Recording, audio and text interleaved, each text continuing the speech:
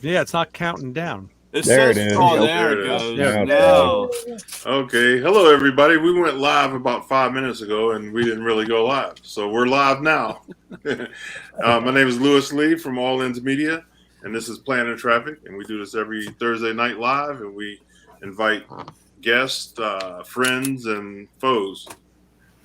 So this is all the fellas on here. So we've been talking for 5 minutes. We were talking about PRI, how a good showing it was. We met up with a lot of the fellas there and met Justin, which was a pleasure. Sure was. Yep. There was a lot of stuff there, a lot of tools. I mean, they represented pretty good. We had a good time. Hey, Louis, I have a question for you because you know you're used to going to SEMA. Yeah. And SEMA is like a completely different show than PRI. Yeah. PRI is geared towards racers. Yeah, exactly. And you know, as far as I know, you're not really a racer, custom car guy, all that stuff, but not a racer. Wait a minute now. Oh, all right, okay. If I can put my foot in it, my wife ain't looking. Okay. So you're like one of them Sunday morning Christians. Right? Yeah. There you go. Yeah, man. I like that. Listen, I rode up with Tyler from Long Shot Performance. He's here in my town, and we went up in his G8, and he's putting 800 horse to the ground. And when I tell you this thing is a monster, we're doing 70 miles an hour. He dropped it in third, and it felt like the front end was coming off the ground. It felt like a plane. Oh, Wow. Yeah, buddy. Yeah, his car is no joke, man. I knew it was fast, but until I rode in it, it's a beast. That's cool. Yep. G8 has the Pro Charger on it. He's did the cam and the exhaust and everything. He got it hopped up. Yep. yeah, people are making some stupid horsepower on street cars all of a sudden. Oh, yeah. The last couple of years, it's unbelievable. The technology finally caught up. Mm-hmm. Well, our car club, I'm in the car club with Tyler, Hollywood Nights. And I want to say 25 of them are all over 500 horse. And I think there's 60 cars in the group. You should join the Facebook Hollywood Nights page. Yeah. It's great. Well, that's probably our club. Oh, no, you're talking about the actual movie page. Yeah, it's a bunch of guys like me that know like every line in the movie. Yeah. Yeah. A lot of hatred there against Project X. Yeah, but how many guys drive the pie wagon? Right? Yeah. Now, Project X, I'll tell you what, that's a nice car. It's electric, but it's nice. Well, my best friend made it electric. Don't hate it. Yeah. I mean, you have to take it as art more than, hey, they ruined the car and put an electric motor in it. Because I'm telling you, they did a job on that car. Yeah, as a builder, that's a nice car. You can say that there's all this hatred because there's a large group of guys that are stuck in that 80s version, which was a small block with a blower. Mm-hmm. That's to them, that's Project X. Well, nobody wants to grow up. Nobody wants to change. Right. They completely forgot about all of the crap they did earlier and everything that they've done since. Like that car had an LS in it for a while. Yeah.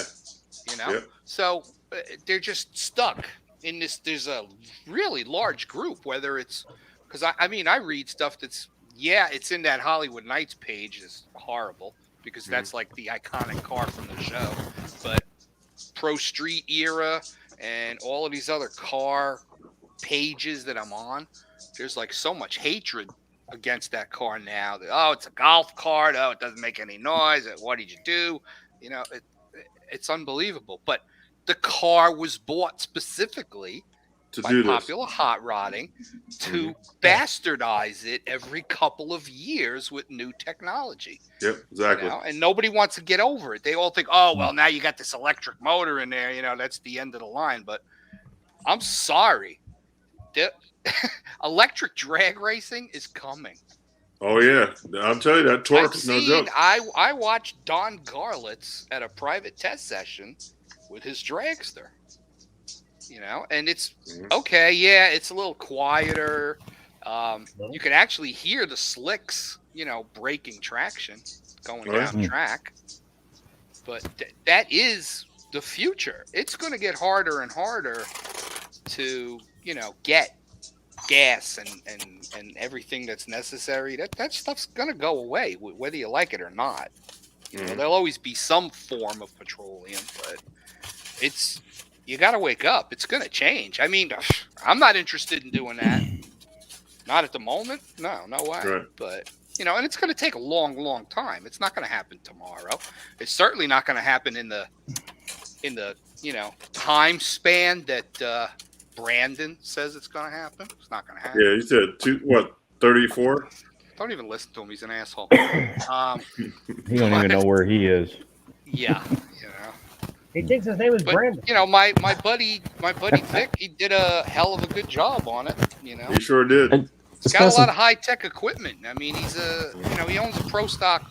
They used to be a pro stock racing team, and then he kind of got tired of pro stock, and he got into the new stuff that they race now. You know, and he's got a phenomenal facility. They built their cars, they built their engines, they dyno tuned them. They did everything in house, including the paint when he was running. So, you know, he used a lot of high-tech stuff. They completely digitized that whole car. Yeah. They've got one of those blue scanners, and they scan that car front to back, top to bottom, inside and out, put it in a computer. So when it came time to do something, build a mount for the motor, build the stuff that was necessary to hold the batteries and allow them to be able to remove that frame to put in the other batteries that you would use for high performance. Because basically with these cars, you're going to put batteries in there to kind of drive it on the street and maybe get some mileage out of it.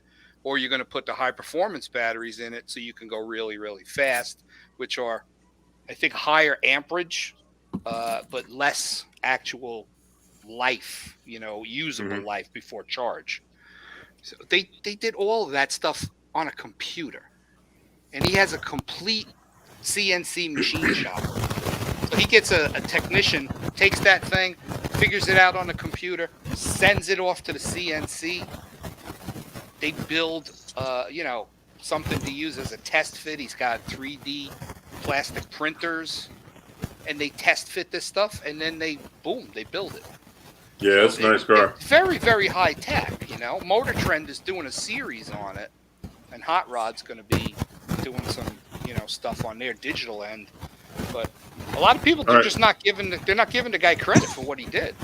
Whose mic's making all this noise? I don't know. Somebody's really, it's like full of static. I don't think it's me, but I would say it's Brian's beard scratching the mic, but it's not.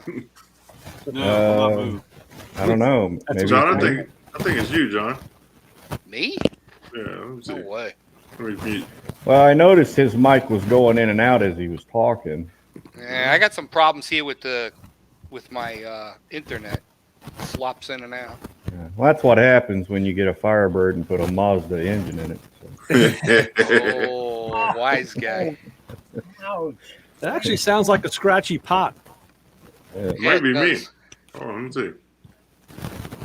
No, not you. Yeah. I'm just playing with you, John. I like your car. I like that body style. I know you're just messing. So, Joey, I he's see. got some serious static. Yeah. Yeah, I don't know. Joey, I see you got a lathe project. Yeah, it's 102 years old. April 10th of this year, it turned 102 years old. It was sold to a company called Atlas Bolt and Screw in Cleveland, Ohio. I don't know if you've ever heard of them, but that company's now in Ashland, Ohio. But it was sold to them on April 10th, 1919, and I have it now in my shop doing a restoration on it. And There's no parts whatsoever in production for this thing. So you either have to make any broken part yourself or find it on eBay or find someone that may be parting one out. The parts that are missing, I've actually been able to find them. A guy in Iowa, or find it on. He's parting one out right now, and so there's a brass collar that goes right behind the chuck that's missing. I just got that in the mail today. Oh, nice. And that part is at least 102 plus years old. Wow. And it looks awesome. It just needs to be polished up and put on the machine once you get everything else cleaned up and painted. But when it's done, we're gonna take the balls off for the bed where it slides back and forth and left to right. We're gonna take those balls off, replace them with an electronic motor type ball, and turn this lathe, a 102-year-old lathe, into a CNC lathe. Oh, come on. You're not going to Project X this thing, are you? That's it. I'm writing hate mail. Leave the old stuff alone. My Lord. Well, for Somebody me, might Project X me. Come on. If I had two arms, I would just use it the way it is, as far as the way it was made. I have one arm, and so lead screws. The lead screws actually on the bed itself, there's no slack at all there. But when you're trying to go forward or backwards, there's probably about a half-inch slack there, or was. I actually got into the apron and tightened those bolts, and that fixed it. That's all it needed, was tightened up. The chuck on this thing is the original chuck from Cushman Company, which Cushman, they came about, I think it was 1862. They sold out in 2003 to Republic Drill down in Illinois. And so now they have Cushman. But they took the serial number and they were able to confirm that this is the original chuck. Wow. And when I pulled this thing apart, the grease was so hard and glazed over that if I'd peel a chunk off and just rub it between my fingers.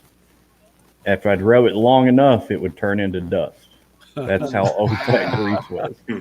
Wow. And so I took a bucket, a 5-gallon bucket, dumped it about half full of stuff called Super Clean. It's one of my sponsors. And set all the pieces and parts down in that and soaked it. Yeah, he's got it right there. Joey, wait a minute. He has everything right there. Yeah. You can name anything and he'll pick it up. That basement is part of Amazon. Well, anyway, I soaked the entire chuck for 2 days, and then I videoed all of this, and episode 3 actually will be out this coming Wednesday. Showing me doing all this. And what is your channel that that's on? Where can we find that? It's Mill Creek Fab Shop. Okay. Yeah, but the name of the lathe is called Hindi, and it's from Hindi Machine Company. And Hindi's no longer in business as far as producing new lathes, but they do have the part of the company where they can make replacement parts for some of their newer lathes. But I spoke to the new owner of Hindi Machine Company, and he gave me the entire history all the way down to the day it left their factory and headed to Cleveland. So and they had old paper records, right? They didn't digitize anything, I'm sure. Yeah, it's all on paper. He's got all the blueprints, the drawings. He's got 1,000 to 1,200 drawings just on my lathe alone. Wow, that's great. Wow. Yeah. And but I got lucky when I found that collar to go on that bearing that's right behind the chuck. It was missing for whatever reason. All I know is somebody, probably every owner, even Atlas Boat and Screw, just never took care of this thing. it was obvious that the chuck had never been taken apart and serviced, cleaned, and greased, because it still had. When I told that new owner of the Hindi company what color the grease was, he says, "Yep, that's original grease." So yeah, it's amazing that companies like that. It's great that they still do it, and I'll give you another example. I have a Hillborn fuel injection that I found out it was sold. A friend of mine bought it new in 1964 or 1966, somewhere around there. So anyway, I had that information, and then I found that if you contact Hillborn, they can date the unit because they have all their old records. And once I found the correct numbers, they were really hard to find on this thing. They emailed me a scan of the original receipt. with it had the barrel, the barrel size that was in there, and the pill. All the information was there, all handwritten, and this is going back, to the 60s. So some companies have actually done that, and but most haven't. That's pretty cool. Well, that company that bought Cushman, the Republic Drill, the first guy I talked to confirmed that this is the correct and chuck that it was born with. And but then the second guy I talked to at Republic Drill says, no, that thing's only about 70 years old. We don't make parts for that anymore, which I confirmed, or I pretty much concluded he was just trying to make a sale, get me to buy another 3-jaw 8-inch chuck. But this one's actually in really nice shape. The jaws are just in super shape. They just were so dirty and greasy and rusty that if you tried to turn that chuck with the T-handle, you really had to crank on it hard. Yeah. But now I can take one finger and just spin that thing around, which it shows me doing that in the video after I put it all reassembled it. But it just makes sense that this would be the original chuck to the lathe, because there's 3 other guys that I've found on a website called Practical Machinist that are restoring the exact same 14x6 Hindi lathe, and theirs are dated from 1917 up to 1920, and all 3 of those have the exact same chuck. So how ironic would it be that there's 4 Hindis running around here with the exact same chuck? I mean, how would that ever be possible if it didn't come that way? Right. Yeah. Right. Well, here's the thing you look at too. You said your machine was abused all its life, and it still was working. Yeah. Yeah. You know what I mean? Testament to the quality. Well, need some help, need a little revival, but that's to be expected. Yeah. Well, before I bought it, I used it in my cousin's shop, and it worked, but you could tell it was really gummed up bad with old oil and grease. I mean, if you touch one of the gears and then you rub your fingers together, it feels like a tackiness on your fingers because the oil is just so tacked up. It just needs completely tore down and cleaned and painted and put back together, and it'll be like brand new again. There's a fellow I watch, This Old Tony is his site name.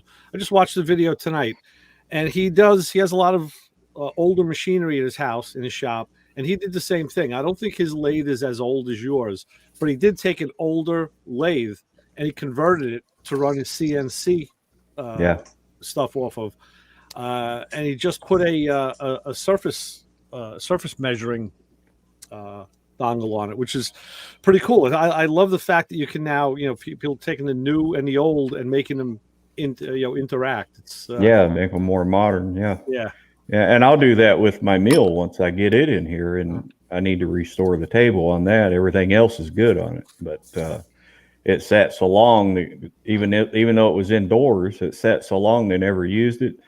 The actual table seized up. You can't turn it at all, and so I got to pull that apart. Hopefully it's just seized up, not a broken gear. Right. But I can't move it left or right or anything. So. Yeah. I just pulled a Amco brake lathe out of a trash can dated 1972 on it, and it had the rear case is broken on it, and I just looked it up and put an order in for it. I don't know how long it'll take to get it, but that'll be that was a pretty good find. Heavy son of a bitch pulling out of a dumpster. They are heavy, yeah. Yeah, they are heavy. But finding that thing, I got a parts washer from 1969, and I'm trying to find a motor for it, a pump for it. And those pumps they use in like motorhomes and campers. Well, I ordered a couple of them, but this one lays flat instead of up and down. And I finally tracked down a Safety Clean guy, because that's what this is a Safety Clean case or housing. And he said those they've been obsolete for the last 10, 15 years. He said you're going to have to try to find some, because he said you can try to make the other ones work, but they don't have the inlet at the right height. You know, it does, because this one lays flat in the bottom of the thing. So I don't know what I'm going to do. You know, Brian, someone gave me one like that a couple of years ago. I brought it over to the shop, and it was the same thing. Everything was just the wrong orientation as opposed to what the more modern ones was, so we couldn't use it. But I was going to say, you may search online. You may find like a collector's group. Like I said, I've searched, and it's one of my hot buttons or whatever when something comes listed or whatever. But this one's it's pretty interesting because it's got a stainless steel tub in it. Really? Yeah. Wow. And I kicked myself because this is when I was at the dealership, and we had gotten a new service manager, and he walked in and said, "Oh, those parts cleaners, get them out of here, throw them away." Really? And I went home and got my Suburban that my father-in-law gave me, and I loaded up. I took all 4 of them out of the shop. And what was his method of cleaning parts? Like, well, his idea, he got a kickback on the brake clean. Oh, geez. So we were going through brake clean like crazy, because everything was being sprayed, and then we got another guy in, and then he wanted to put I called it a dishwasher, but it was one of those citrus, hot tank. And those work very well. Oh, it worked great. I mean, it was a great equipment, but nobody liked it because it took X amount of time, and then it came out and it was hot, and you had it was a little bit more prep work. Yeah, no, my friend's motorcycle shop has one, and I'll go down there and I'll bring stuff that's, that I need really clean, like an intake manifold, and I'll run it through his Hotsy, and I tell you, it comes out like jewelry. It's beautiful. Yeah, I had. Uh-oh. Oh no! Look at him. He's thinking. That I was doing that. Oh, he's back. All right. Start again, Brian. You froze. You froze up. Oh. Where did I froze? When I was talking about the 944? The cylinder head? I think so. I was doing a cylinder head, and instead of taking it all apart, I just threw it in the hot tank. I mean, in the parts washer there, or the wash machine, and let it run for an hour. Came back and put it all back together. And of course, I didn't blow it out, but the aluminum and the metal had seized for the cam. Oh, and I put that thing all in there, and I couldn't turn the motor over. Oh, jeez. Yeah. So after that, I hated that machine because I had to find another cam box and a new cam for the car real quick. Luckily, I had one at home, but that's one thing about it. I'm going to be getting a parts cleaner set up in here next month, and I'm going to run just straight super clean through it. Yeah. That stuff is just so freaking awesome. Well, that's what that's what I want to do with my parts cleaner here, is that I was going to run basically just super clean through it. Yeah. And I just needed to find, like I said, I wanted to try to find the right pump and the pickup, and with the delivery and so forth. I got a couple here. I just need to sit down and have a little bit of Granddad's cough syrup, and maybe I'll figure something out.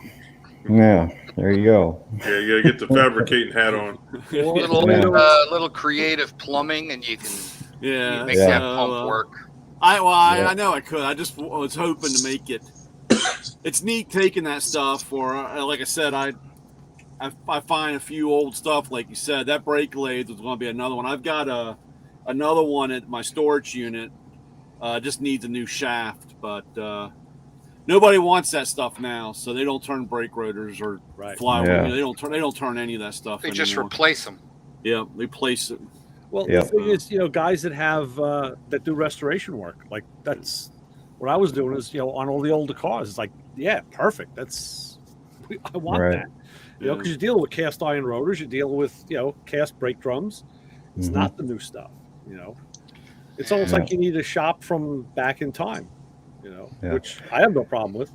Yeah, but Ray, I wanted to tell you that if you go back and watch those episodes, basically episode 1 is right after put the lathe in the shop, and it was kind of a going on an exploration of the lathe, because there was tools laying everywhere, and I didn't know what all was laying in the chip tray and stuff, and so that's basically what episode 1 was about. Episode 2 was me taking the chuck off and pulling it apart, and you see how nasty that thing is on the inside. Yeah. And then, like I said, episode 3 is the finalization of the restoration of the chuck, which I just finished that video today. Yeah, I'm looking forward to that. I will.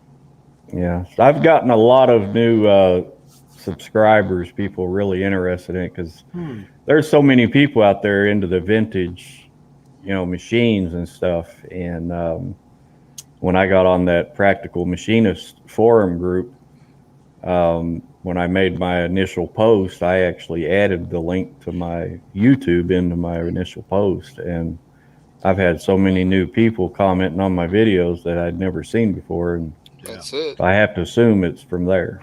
Sure. I have a book. I thought I brought it home. I think I still have it at work, soon to be vacated, but it's titled "How to Run a Lathe." I think it was published in 1945. And, I think that was printed by South Bend, I think. Sounds right. Yeah. I just pulled this one out. I pulled this out. What do you got? Lunch bag for tomorrow. A Vice. This one's pretty old. Nice. Is that a Wilton? No, this one's not that old. This one's Olympia. Looks old. But the problem is the actual U channel in it, or the slide part, is bent, and I don't know how to straighten it. Yeah, it's slightly bent and rubs. You can't. I'd like to see how that happened. Yeah, I don't know either, but and let me give you a bit of a tip, Ryan. Maybe next time it'll probably be a lot easier to move the camera down and to bring the vice. Oh no, up. this is my exercise. Okay, good. You're gonna lose a nut on that thing. Well, you can go on YouTube, and you'll see a couple of videos on how to straighten metal with heat. Oh yeah. I watched one yesterday. I think it was on Instagram. It was a straight bar of metal that was coming into a die, and it was heated, cherry red, and it was just turning, and it turned into like a coil spring. I was like, it was just so cool to see that big of a diameter. I don't know if I could heat that up or what, because it drags on one side. Yeah. Other than that, I got everything else to. You got to heat it and quench it, and it'll move. That's cast though, so you got to be careful. Cast. I know. Yeah. Speaking of what, to a certain extent, you can move it. Speaking of what Ray was talking about, there's a place over in Jefferson, Ohio, that's what they do is that, and I've actually been in there, and it's so freaking hot. Oh yeah. And then there's another place called Ken Forging over in Jefferson that when you go into the machine room where the big hammer machines are, you better have a couple of sets of headphones on or earplugs and stuff in, because that thing will bust your ear. I don't know how those guys handle the noise plus the heat. It's just unreal. A couple how many people in the auto industry went deaf stamping quarter panels and roof panels through the years. Oh, Yeah, exactly. Yeah, it's, in the pre-ocean days, sure. Yeah. Yeah, it was a All right, couple you were months saying, ago I Lou? rebuilt Wilton. I have a handful of parts for some Wiltons. I rebuilt one a couple months ago. I had it on my Instagram before and after. I love when they say, "Oh, I need a new vise," and I was like, "Man, you should just rebuild what you got because what you have is a whole hell of a lot better than what's out today." Right. So. Just send them over to me. I got plenty of vices that I need to get rid of. Really? Yeah. I can help them out. I'll share a few. But so let me ask you this: like, is the Olympia Vice that collectible that it's? I mean, why not just say, "Hey, this one is scrap," or is it because I like rebuilding them, and it's actually a bigger. I mean, that's a bigger vise. I got one other big one. I think that one's actually a Wilton, and I actually was going to use it for my shop, but I mean, like I said, there's no. Like I said, I think I could fix it. So basically, it's just because I'm nuts factor. Yeah, it's like yeah. I don't have anything else to do. Right. Yeah, Brian. Brian, what do you do to get rid of this kind of slop? You need there's a There may be a washer at the end of the handle with a pin. Really? There's face it, yeah. There's this clip. There's this clip, right? And there's a spring that goes back behind there, and also the base that underneath the center where the bolt is. Yeah. It might actually be loose, and that play could be the thing in the slide. The main bolt. It's funny. I just took my vise apart last summer and kind of just rebuilt it, re-greased it, just because I had nothing to do that day. Well, the only part that moves around is not the part that's bolted to the workbench. It's the actual part that in the moves center. What Brian's talking about, if you grab the top of the vise, see if it'll move on the base of the vise a little bit. You're gonna make me pick this heavy thing back up again. Yeah. Yeah. Hey, Brian, I wanted to tell you, if you like watching that stuff too get restored, there's a really good channel called Kanawaki, Utah. Oh, Garage. I've seen that. Yeah. Yeah. Me and him are good friends, and I love how he restores these old vice grips and crescent wrenches and vices. I like I said, I think that's gonna be my next hobby. My next calling. I love fix, especially when they say it's junk and I fix it, and then they come over and look and say, "Is that mine?" And I said, "It was yours." I've done a bunch of stupid stuff like that, smaller tools. It's it's a great way to pass a couple hours, and you get to use the bead blaster, so you get to think about something else while you're doing that, Let's see, John, right here. You get to paint it. See, I could never find the old tools. I would love to restore some tools, but I can't this find is them. The old meat tenderizer battery tester. This is the underneath side. That's nice. There's supposed to be a bolt in there that goes into the main shaft. I mean, with a screw. Right. Mm-hmm. And that will, if that's loose, it will move around like that. You got to take the 3 bolts out, or 3 or 4 bolts. You're talking about the part with the anvil that swivels on the base? Yeah. Yeah, no, that's locked up solid on mine. No. There's a bolt inside. Yeah. But it's tight, Brian. You say it's tight. It's tight. Yeah. If you can't move even the when top, I crack, there's 2 screws with a bar in them that you can spin so you can rotate the whole vise. I understand that, but there's a bolt in the center that holds the centerpiece where that screw thing goes in. Oh. Yeah, it's up underneath there, inside there. Underneath. You have to dismount the vise from the table. Yeah, and flip You it over. got to take the top part of the vise off. Sure. What kind of vise is that, John? Yeah, just send it to me, John. I'll take care of it. I have no idea where I found that. Actually, you can send it to each of us. We'll just send it to each other guy in turn. We'll all have our hands in it. Yeah. It works. It's just that it's got slack, and then once you get it tight, it's tight. I could put my 5-finger discount on it. Yeah. All you guys. It's like everything else. Not all tools are made equal. It could just be that it was made with a little more slop in it. Who the hell knows? See, it doesn't even have a this name thing on it. pulls. Yeah. You locked up, Brian. See the play? That's like an It's accordion. missing the bolt in the bottom. Right. Ah, okay. All right.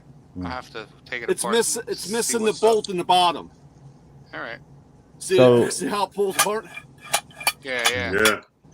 So, Justin, what are you into? A lot of stuff.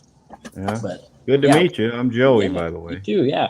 Yeah, I work at a hot rod shop. So Yeah.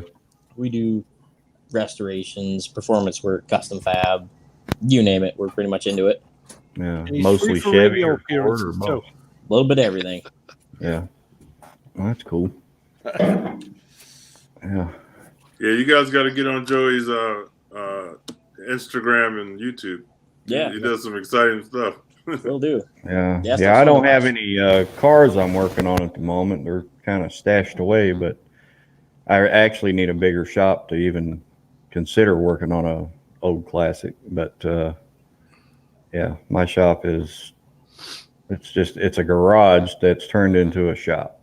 And That's fine because I know Like that. just doing like tool restoration and car Yeah. restoration, it's all related. We use the same skill set, you use the same thought process. Yep. Hey, Lewis, you got another mustache there. Yeah, and that's what I feel about this lathe. I mean, it's like having an old classic car in here to work on, because everything and a lot of times so far, whenever I find a part missing, the hunt to find that part is probably one of the most exciting things, whether it's a lathe or a car or a truck. Yeah. What's really cool is the information you're finding out as you go along. Yeah. History and things like that, things that you would never know or never think about. Yeah. Oh, yeah. Hey, if you ever get stuck on a part, you have to call Arco, because this dude's junkyard is incredible. Yeah. What happened with that car they were building? They're still building it. Yeah, they're still building. Just get it ready for next year. Oh, Yeah. Yeah, they had problems. He doesn't post anything about it anymore. He had a video just last week where he had another guy, the guy who does his powder coating, and they're opening another shop. They're going to bring him into another building. That's the latest project. Yeah, that and Heidi is setting up a print shop where she's going to be able to sell T-shirts and embroidery stuff and things like that. And so he's been swamped with that. And then what sidetracked him on the road build is he got sick with COVID and ended up in the hospital for about a week or so, and it was already close to the deadline when that happened. That after he was over that, he just let the sponsors know he wasn't going to make it. And then my friend Anthony actually won the whole thing. He was the only one that actually finished out on the responsibility of entering, and he won with a truck that he rotted and called it Hookers and Blow. And he's on Hookers and what? Hookers and Blow. That's the name of the truck. Oh my God! Oh, and it turned out sick. Is that chrome one? No, he didn't paint it. It's still got the original red paint on the cab, and it's a tow truck with a blower. So it's called Hookers and Blow. You get it? Okay. Yeah. Perfect. And but he's on YouTube. I'm trying to think of the name of his daggone channel. I watch him all the time. I can't remember the name of his channel. I'll have to share it sometime. But oh man, the guy's sick when it comes to the skill and fabrication skills he's got. It's just amazing. And he did that truck in like 6 months and had it running and driving. He could have done everything that they wanted, because I think you had to go to, what was it, Nebraska or somewhere, and drive to Vegas from there, or somewhere you had to drive from to get there for the show. That was part of the requirement. And when his sponsors and SEMA called him, they were asking him, well, how are you doing on yours? He's like, well, I'm ready to go. And they told him on the phone, says, well, you already won then, because everybody else is backed out. You're the only one still entering. So he didn't even have to. Yeah, they didn't even tell, or they told him, said, look, since you're the only one, don't worry about driving it up. Just trailer it if you want. And so he did. He went up there and had a blast, and walked out of there the winner. That's like getting a buy run. It's like you take the win, but that's not how you want it. Yeah, exactly. And he would have given everybody a good run for their money because, I mean, he just done a sick job, just like Arco's been doing a killer job on Rogue. And but those are two totally different class of vehicles. I mean, a rat rod versus a hand-built roadster. Yeah. You know, you're talking two worlds apart, and man hours too. Jeez. Yeah. It is. His car is very complicated. Yeah. Yeah. And you know, they even made changes on instead of trying to get it painted, it was just going to go in bare metal, which I think would look sick as all get out. There's something to be said for that. You really get to see the workmanship. Mm-hmm. Yeah. Yep. And the way it looks right now, that body on camera, it just looks spotless, just beautiful. So, and you know, to bring Justin up to speed, he basically took, I think it was a 1978 Oldsmobile frame and suspension and custom built the entire body on top of that. And this thing is, and he used body parts like the arches on truck doors, the OBS doors. He cut those off and made an actual grill out of those and put that in the front of that car. It's amazing, the skill level there. Oh yeah. Yeah. Yeah, he's no joke. I'm gonna try to pull it up so you can see it.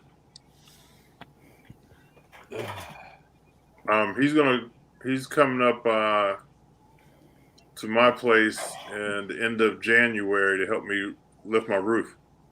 Huh. So a barn raising party. Yeah.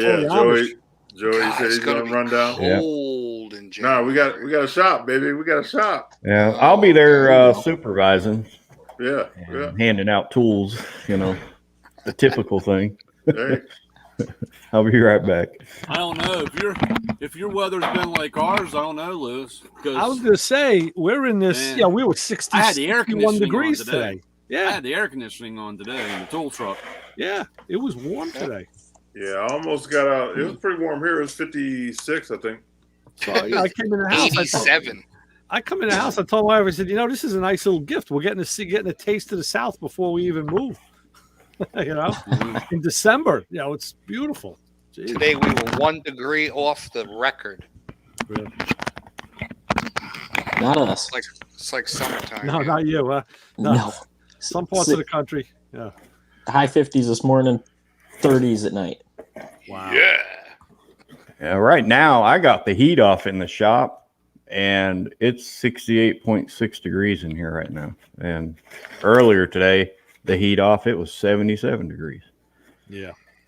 So after he's done showing you guys that car, I'm going to show you this this collar and bearing I got. This is stuff that's at least over 102 years old, and still looks awesome.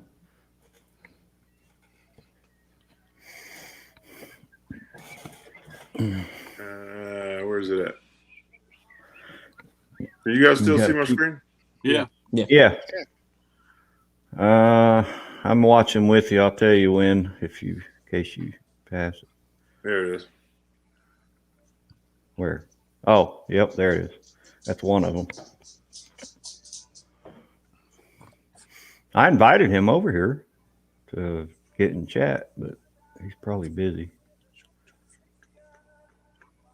Can you guys hear the audio? No. There's the car right there. Man, that's sick. Yeah, that grill is made out of truck door frames. Out of those OBS. I think it was an 88 Chevy pickup he cut those from. And yeah, he had that grill custom made. I think that was one of those great things that goes on the floor at like a restaurant. Yeah, I was just reading about the some history about the GTO. They were saying when they made the 66, the first year they had plastic grills, and they asked the designer, like, where'd you get the idea for that pattern? And he looked up and he pointed to the light grill in the office, and he says, that. There you go. Wow. Yeah. Yeah, this video is where he didn't like how the grill insert was flat, and so he's building a jig to put like a bead or whatever, a bend right down the center of that grill, Right. to match up with the way the framing is. And that's what he was doing there. Those details make or break the build. Oh yeah. Yeah. Yep.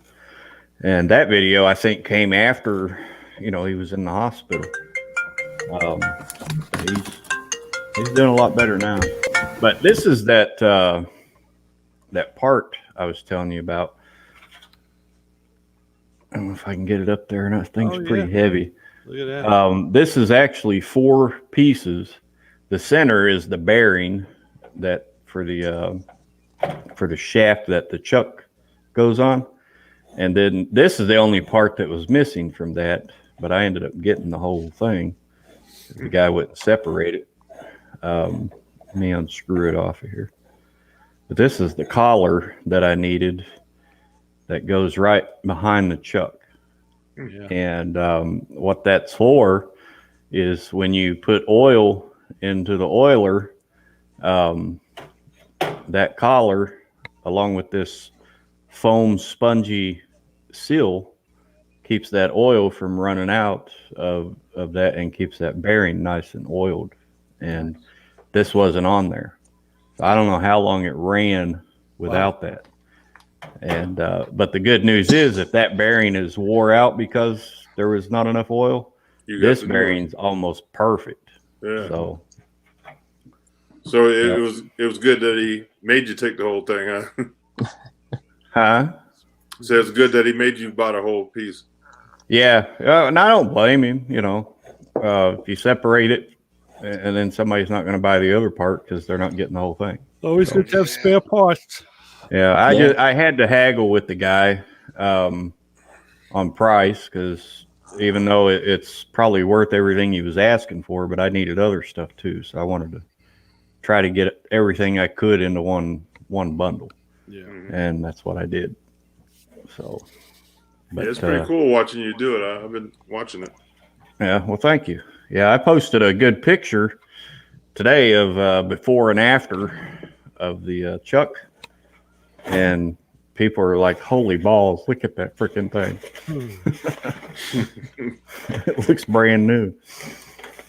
No, but yeah, that guy at that Republic Grill, he was the second guy I talked to. He was just trying to make a sale on that. He was trying to say, "Oh, it's not worth restoring. We don't sell jaws for that or any kind of replacement parts." And I'm thinking to myself, I didn't say this, but I was thinking, well, actually, the freaking thing's almost in perfect condition, parts wise and gears. It just needs cleaned, and new oil and grease put in it. And that's what I did. So there he is. We got a celebrity in the house.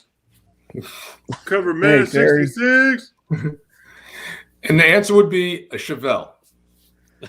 Okay, yeah. Oh, I forgot about our question. The question is, if you were a vehicle, what would you be? And I stole that from Mark from Cars. Yeah, that's a good question.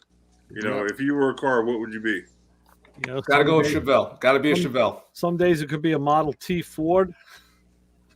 Some days it could be like a Diamond Rio. Depends on what's hurting. Yeah, exactly. Yeah, exactly. Now, if I was... Go ahead. No, go ahead, Joe. Pano Suizo. If I was a car, I would. If I was a car, I'd be the first Ford ever built with Chevy parts. To be built Ford, it'd be built Ford tough with Chevy parts. All right.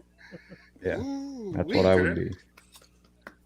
I would go with the Carroll Shelby GT pickup truck, Ford F-150. Wow. Because it's got the business under the hood, and I can haul some stuff I have to. Yeah, I'm a Chevy guy, just so y'all know. Yeah, I do like some Ford products or their body styles, but powered by Chevy. It's just best of both worlds. I don't care what it is, as long as it starts. Yeah. It doesn't get you stranded. Yeah. Starts, stops, and got heat. Justin, I'm sorry I didn't get to see you at PRI, bud. I think we just missed each other, man. So we got an excuse to meet up another time then. SEMA. Yeah. I've been wanting to go. I think Terry, I think you were at the hotel. I met him on Saturday, right? Yep, Saturday morning. Yeah, you were at the hotel. Yeah, well, Saturday morning I was leaving. Yeah. I follow that Boss Hog, and I was checking out all their pictures. They would post new pictures every day, and I kept seeing Terry in some of their pictures, and Lewis, and then I actually, you had a picture, Lewis. I think it was you with two of the guys that are always with Finnegan in some of his videos. Yeah. And I had asked the question, "Where's Finnegan?" And somebody had replied and says, "I think he was there, but I didn't see him." So yeah, he was there. Yep, I got to meet him. Terry seen him Friday, but I didn't see him Saturday. Like, he was missing Saturday. I don't know where he was at. Yeah. He was just walking around, and I was just like, I was talking to the guys over at Magnaflow because they're gonna set me up with my '67 Chevelle fueling system. And he was just walking like no one was around him. And I said, "Yo, what's up, Mike? How you doing?" And he came over. Me and him were talking for about a good almost a half hour. Really.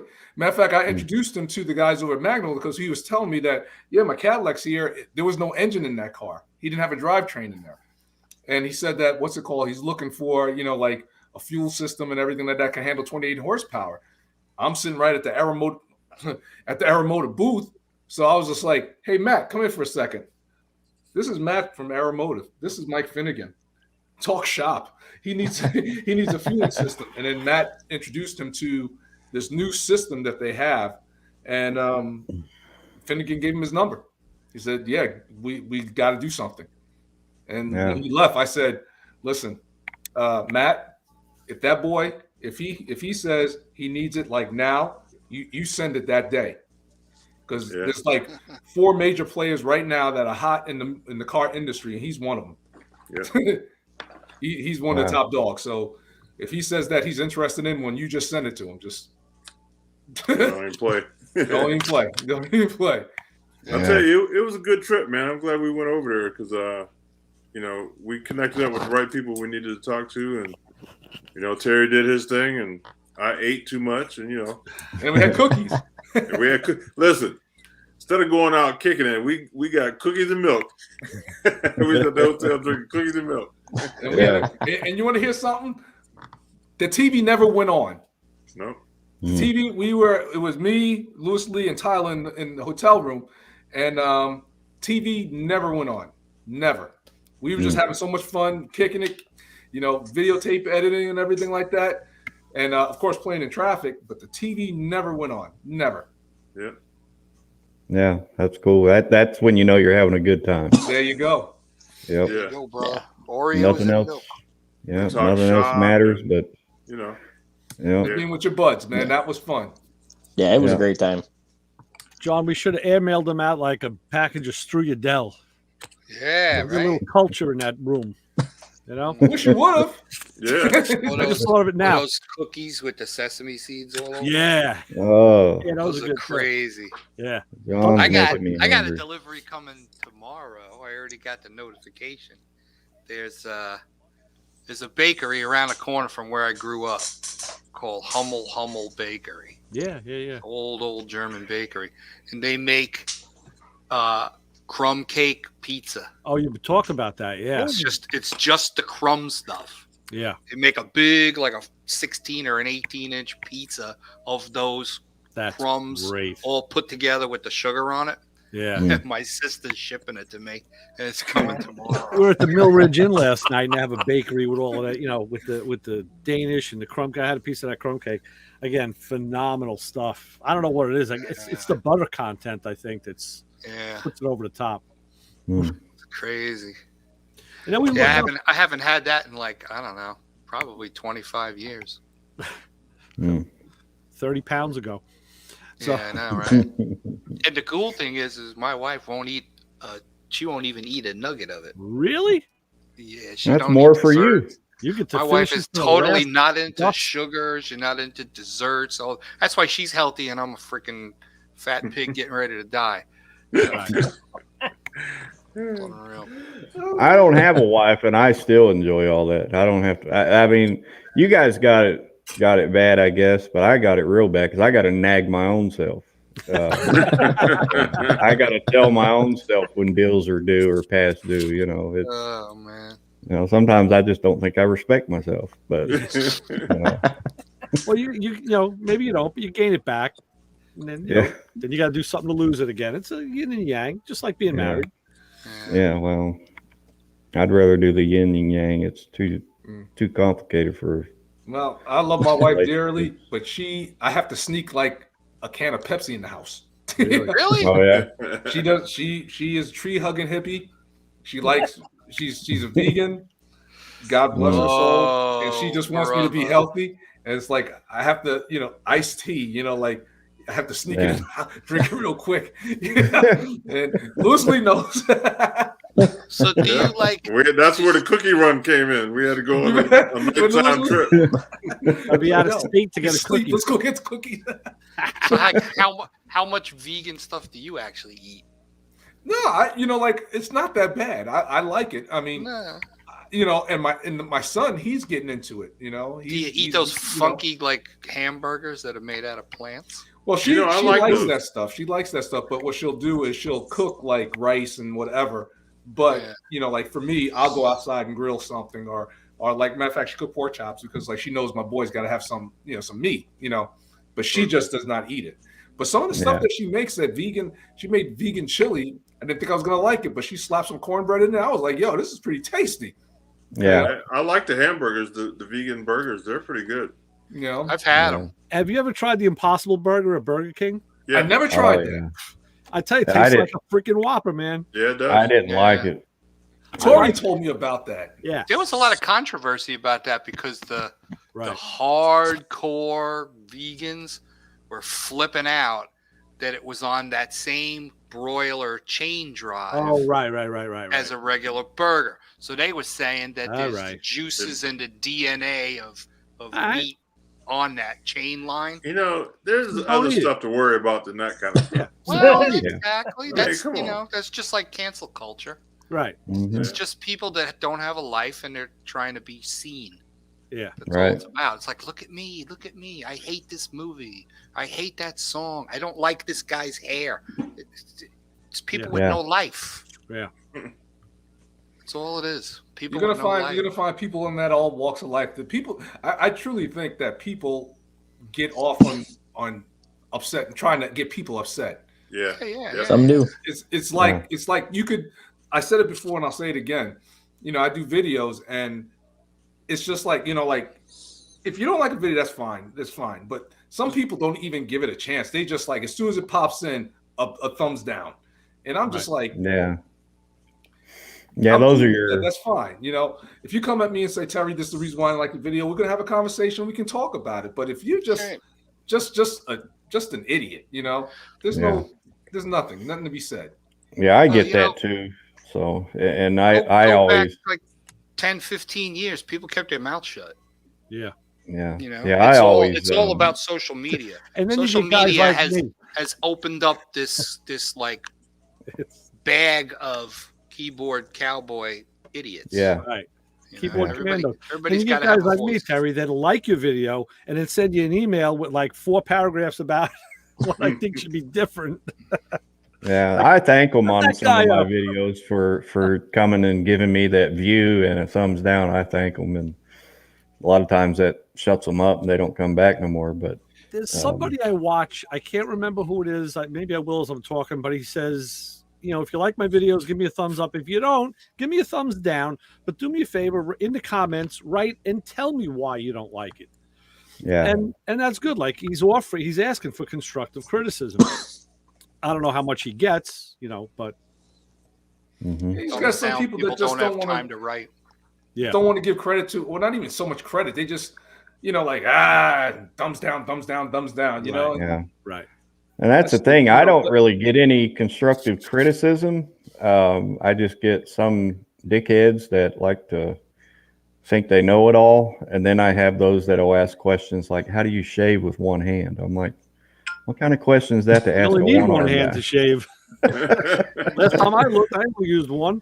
Dumb people in this world, man. Yeah, I get all kinds of goofy questions because of my arm. And I'm like, why does it matter? I mean, People are dang. just stupid.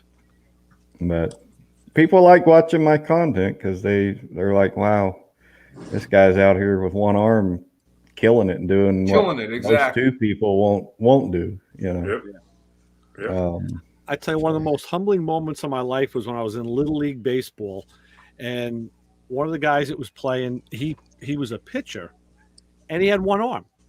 So Wow. he would, throw with his left hand, then he would have to quick put his glove on to feel the ball that came back to him, which he did quite regularly. And he would Yeah. switch between that glove under his arm and throwing, and he was one of the best players on the team. And you look at this guy and say, wow. That's determination right there. I tell you something, it was phenomenal. It was a really good it was a good experience. What up, Tyler? What's up? You couldn't get in? No, I could. I tried earlier, and the link that I tried to go on the last week's link, and it took me to last week's stream, and then I thought I had messaged you about it, but then I got busy, and I'm working on filming stuff, and fun times. I was just talking about you. You didn't hear it, did you? Yeah. You said all kinds of stuff that I'm gonna have to see you about. Hey, I was telling, who was I telling? Somebody today about your shop, man. How nice your shop is. Yeah. You're there now? Yeah. Shoot, I live here, man. Yeah. Nothing wrong with that. Yeah, my new tripod came in. I don't know if you can see it. Oh yeah. Cool. Yeah. So I got that came today, and I've got this is the dungeon side. Nice. So got a that's the jalopy. little side. That's the little Yeah. Fly tie. This is like the machine shop side. Oh, look at that, Terry. Yeah. Yeah. And then this over here. This side over here is what I call the custom shop.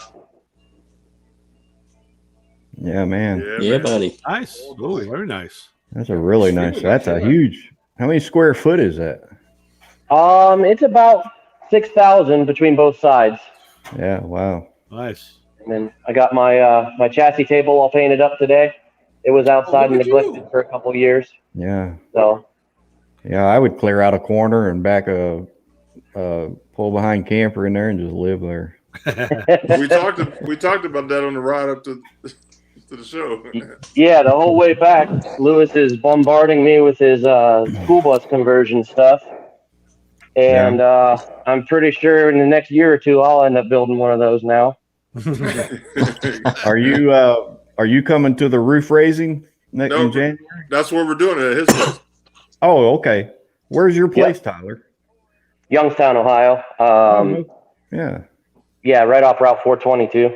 Yeah, I live out Ashtabula County. So. Oh, okay. Yeah, this right here is where we're going to be doing the roof raising. Awesome. So I got to get this Monte Carlo out of the way before then. Sweet. Does that got centerline wheels on it? Yeah. Yeah. Yeah. Get out of here. Yeah, and a lift kit. Oh, beautiful. Oh, forget it. So that's a cool duty car. Yeah. Off-road Monte Carlo. So cool.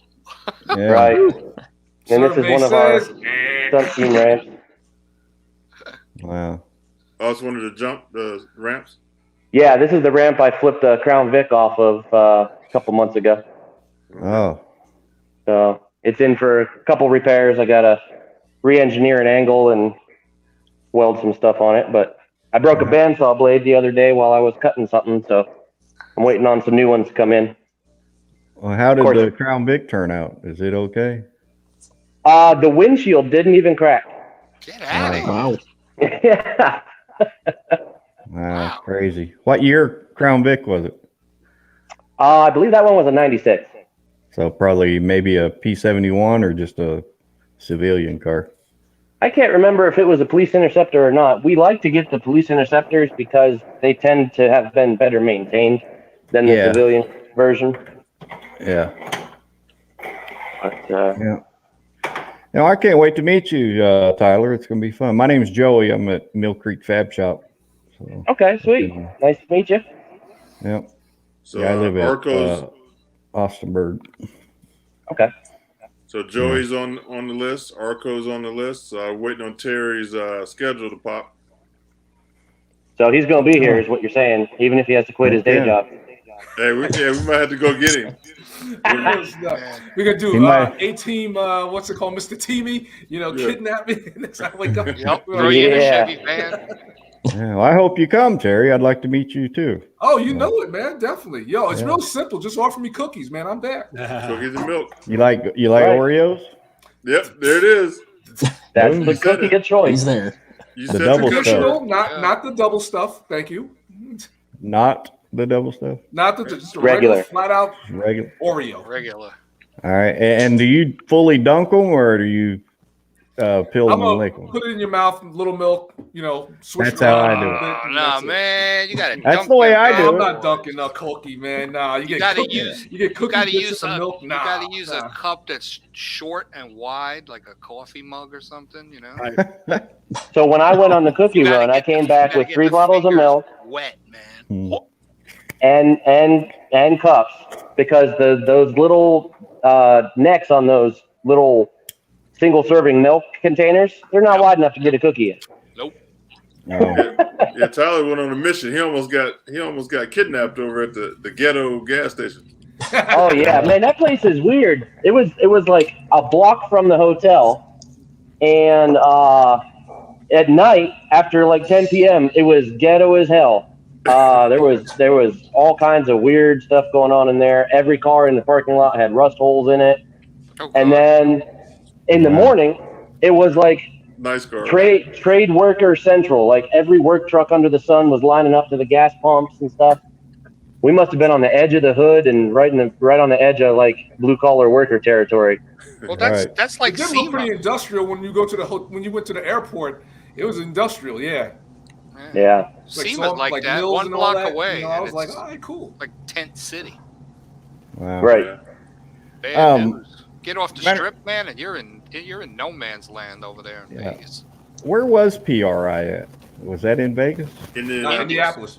Indianapolis. Okay. Yeah, downtown. It's run by the same people that run SEMA, though, isn't it? Oh yeah, they bought it. SEMA bought them. Yeah, you can see it kind of had like a SEMA feel to it. Yeah. Yeah. Didn't have a SEMA feel to it. Yeah, they bought it a few years ago. So Terry had a dilemma on his bumpers that we talked about a couple weeks ago here, and we ran into Kevin and Kelly Osi. Yeah, and they put it in perspective for us. Tell them, Terry. We gotta hear it. Well, first of all, Kelly, we gotta give her own talk show because she was like, keep it real, Kelly, because she was just like, unless you do everything painted, you gotta chrome those bumpers. You can't be half stepping. I was like, jeez. I was like, he said, it's gonna look hideous, and she pointed to an engine. Look at that engine. You see that one thing that stands out, that hideous looking chrome air breather. Why? The engine's black. Why did you put a black air breather on it? I was just like, okay, yeah, she Kelly. broke it down. she brought it, man. I was like, why black and chrome go good? Yeah. But it was the only one thing on the thing that was chrome. Well, yeah, everything else was black. Everything else was like either polished or either like black. And she was just like, she broke it down, man. Yeah, I've seen some vehicles. If I had chrome valve covers, and then I would go maybe a chrome air cleaner. But if I had polished aluminum, then it would be this was a black block. This was a black block. It had a black timing cover, right? Yeah. Black aluminum heads, right? Black valve covers. Nothing on this thing was chrome but except the breather. Yeah, that's not right. Nah, that's not cool. And she's like, I've that's seen hideous. some cars. I've seen some cars at car shows, like up at Lakeshore Park. They have a car show every Sunday, and I walk through there. I just get out of the house and go up and enjoy it. But there's some vehicles I don't know why they would raise the hood, because it looked like Pep Boys puked underneath the hood. Some guys think that looks good. One guy there, his name was Roger. I knew him. Which I told him, I was like, dude, close the hood. You're killing the whole show. But he had a 70 Roadrunner, which was a cool car.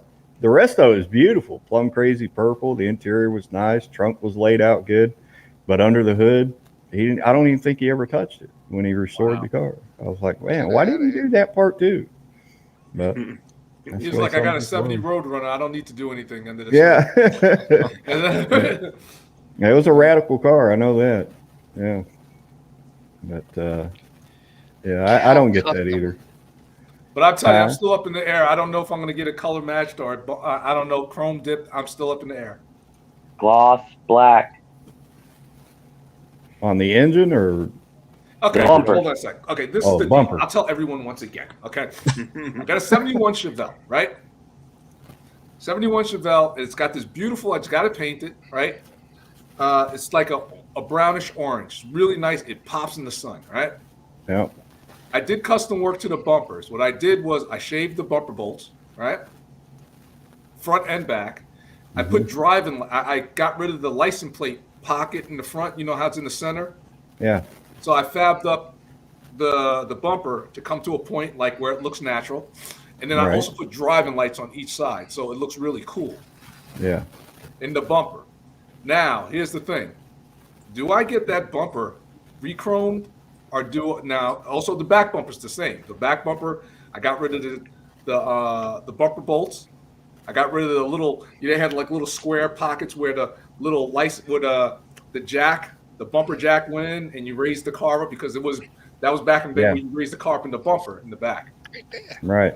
Like an old train. So it's smooth bumpers. Now my question is, do I get this car, these two bumpers, either painted to match the color of the car, or do I get them chrome dipped? Chrome. Question. Question. What else on the outside of the car is chrome? Well, see, now that's the thing. I like the chrome molding. I'm not going to go in. I'm going to keep the chrome molding around the around the wheels. I'm going to keep the chrome around the drip rail. I'm going to keep the chrome around the windows. The belt line, yeah. Yep. And also the windshield. The chrome, the chrome that goes like where it says like behind the back of the hood. There's like a little chrome ring that goes there. I'm gonna keep that. So chrome door handle. Window. The back light. The backlight, yes. And the chrome door handles. Door handle's gonna be chrome. Yeah, I mean, if you're gonna paint those the same color, then it probably. If you're gonna paint the bumpers the same color, if that's the way you went, I would think like all that chrome would look better blacked out if the bumpers are going to be the same color of the car. But personally, I'm old school. I love chrome bumpers, so I think it would look killer with chrome bumpers. I've seen the car and it's a beautiful car, so I think chrome would be the way to go. Thank you. See, now that's the thing. I'm thinking I'm going to get these things chrome. At this point, I'm thinking I'm going to just get them chrome, right?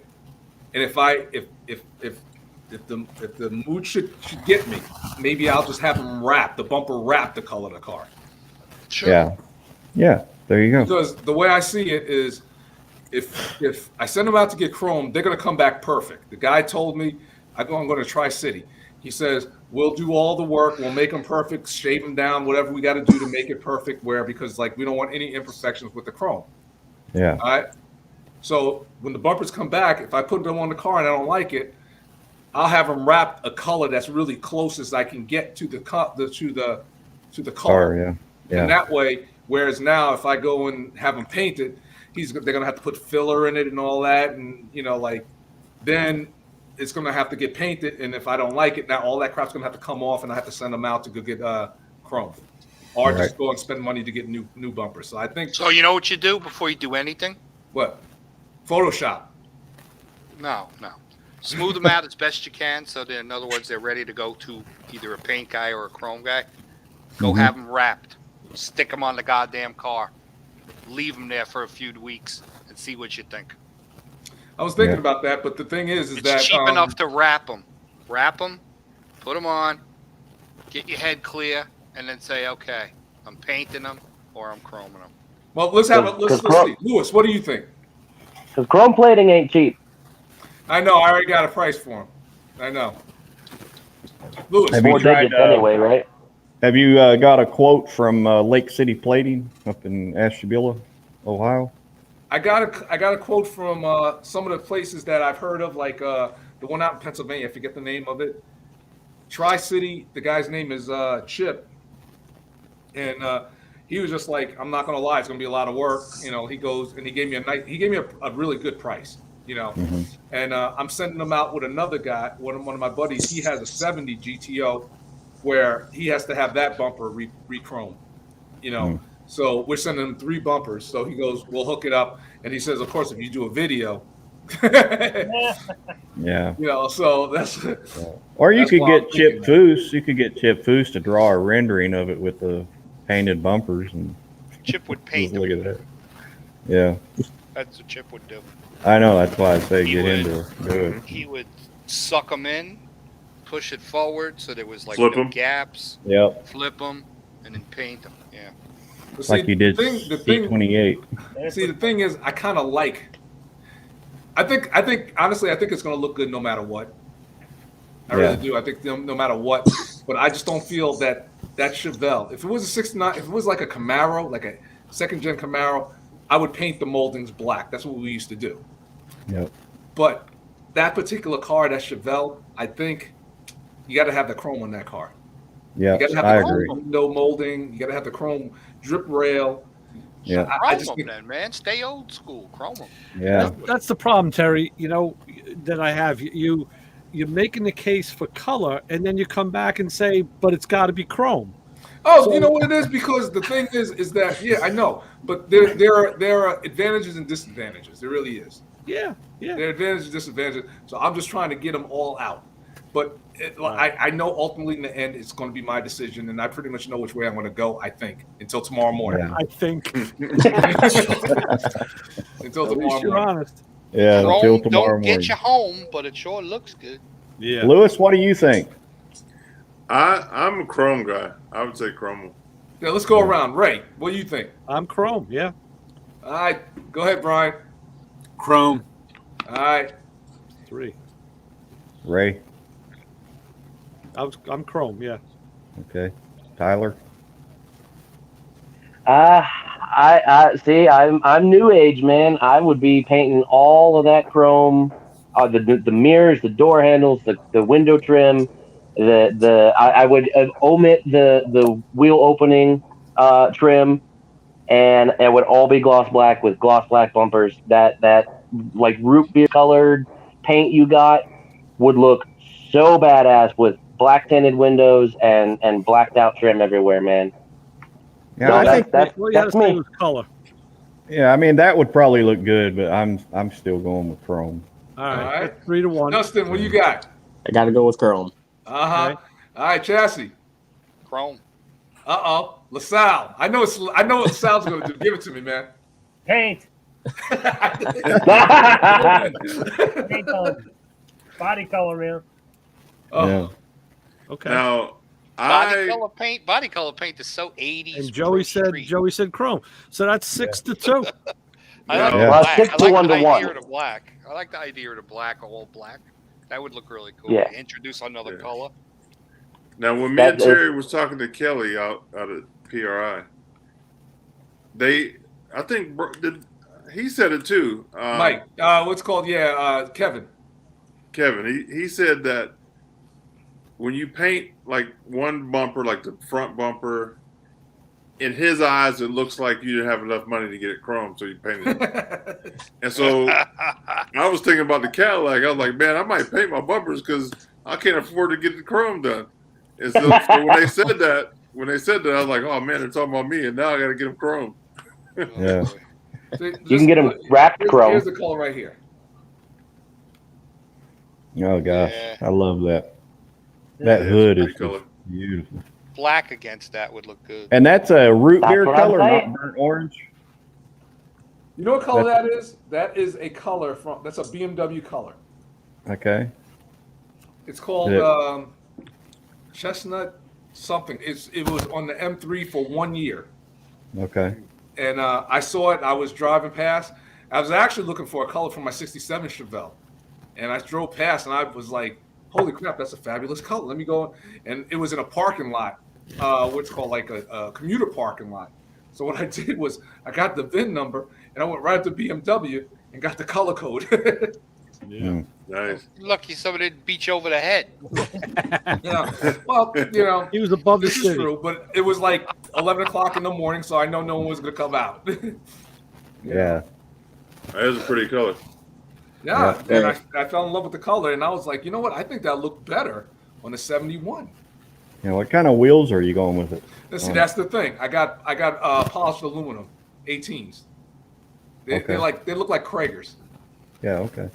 So that's what I'm saying. So now I don't want to go and have to color the spokes or whatever like that. I kind of like the chrome polished wheel, you know? Yeah, I think it would flow better. You know, if you're going with chrome wheels, I mean, it's a no-brainer. You go with chrome bumpers and chrome trim. But yeah, I think it, like Tyler was saying, if you blacked it out, then it's going to look kind of, I think, odd if you got chrome wheels. But that's what I'm saying. You got to do something with the wheels. But I'm not a fan of black wheels. I'm spokes. I am not a fan of black wheels. I got black wheels on my ZL1. I'll accept that. yeah, I'll accept that because it's a black car. I'll accept that, but I gotta have some bright wheels. It's like sneakers. Yeah, my trike. I gotta have like white sneakers. My trike has got black wheels on the back, and then the front one I haven't painted or powder coated yet, and it's yellow. And everybody, they laugh when they look at that wheel. They're like, why you got a yellow wheel? I'm like, well, I'm still fabricating, man.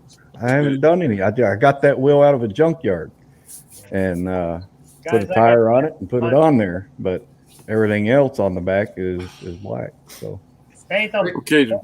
Paint them. who's leaving? Who's Somebody. All right, Jim. I'll go see what I can do for you. All right. See you guys next week. Take care. See you, Jim. See you, man. See you later. Hey Ray, do you see the controls? Can you see the off broadcast in the top I do right? see an end broadcast tab tonight, which I didn't see last week. Yes. Okay, so you are the administrator. Yeah, because last week, like I said, the show went, we went like 2.5 hours, but when I saw it on YouTube, it said 5 hours and change. Like, what? Yeah, we seen it the next day. So I think Tyler's seen it. He's like, hey, man, your thing was on for 5 hours. Yeah, I actually It was just a black screen for a couple of hours. I did check it, and when we ended, it just kept going in blackness till like, oh my God. there was no cameras on anymore, Yeah. But I got to So tell you, it could've tonight, popped back on in the middle of the night and went. yeah, right. So tonight is the actual 6-year anniversary to the day that I came on to do this show with you guys, Lewis. Right. Nice. It ended up on the day. Happy anniversary. Thank you. And been here ever since. That's And I've awesome. been here ever since. And the radio show, we're turning 20 years next month. Wow. Congratulations. Good job. So time flies, man. That's You don't cool. even, it goes fast. Beautiful, beautiful. Totally I don't good even- performance. I don't even know how long I've been here. You know, Well, we could count the cobwebs if you want us to do I'll that. tell you, it's the better Yeah. part of 6. I'll tell you that. Maybe 4. Me? Yeah. No way. Yeah, it's. I was thinking it's either 4 or 5 for me. Yeah, I think so. Yeah, I don't think I've been here all that long. I think Well, so. I'm the new guy, and you guys haven't hazed me, thank God. Couple of- So. maybe 2 years. I think. I don't know. Tori No, got John, me it's more into than this. 2 years was just pre-COVID. Come on, it's a walk in the park. We did that Oh, That's what I'm standing on our saying. 2 head. years. Come on, man. I've been here like 3. yeah, so I've been doing this for 7. Wow, making me feel like an OG Well, over Terry, here. you were here before me. No. You came in here after me? You. Get out of here. I didn't know Yes. that. Because remember, we found out he was a drummer. We said, "Oh, we got another one." Oh, yeah, that's right. Yeah. I said, "What's that thing behind you? That kit? What's with that kit?" Yeah. Yeah, where is that kid?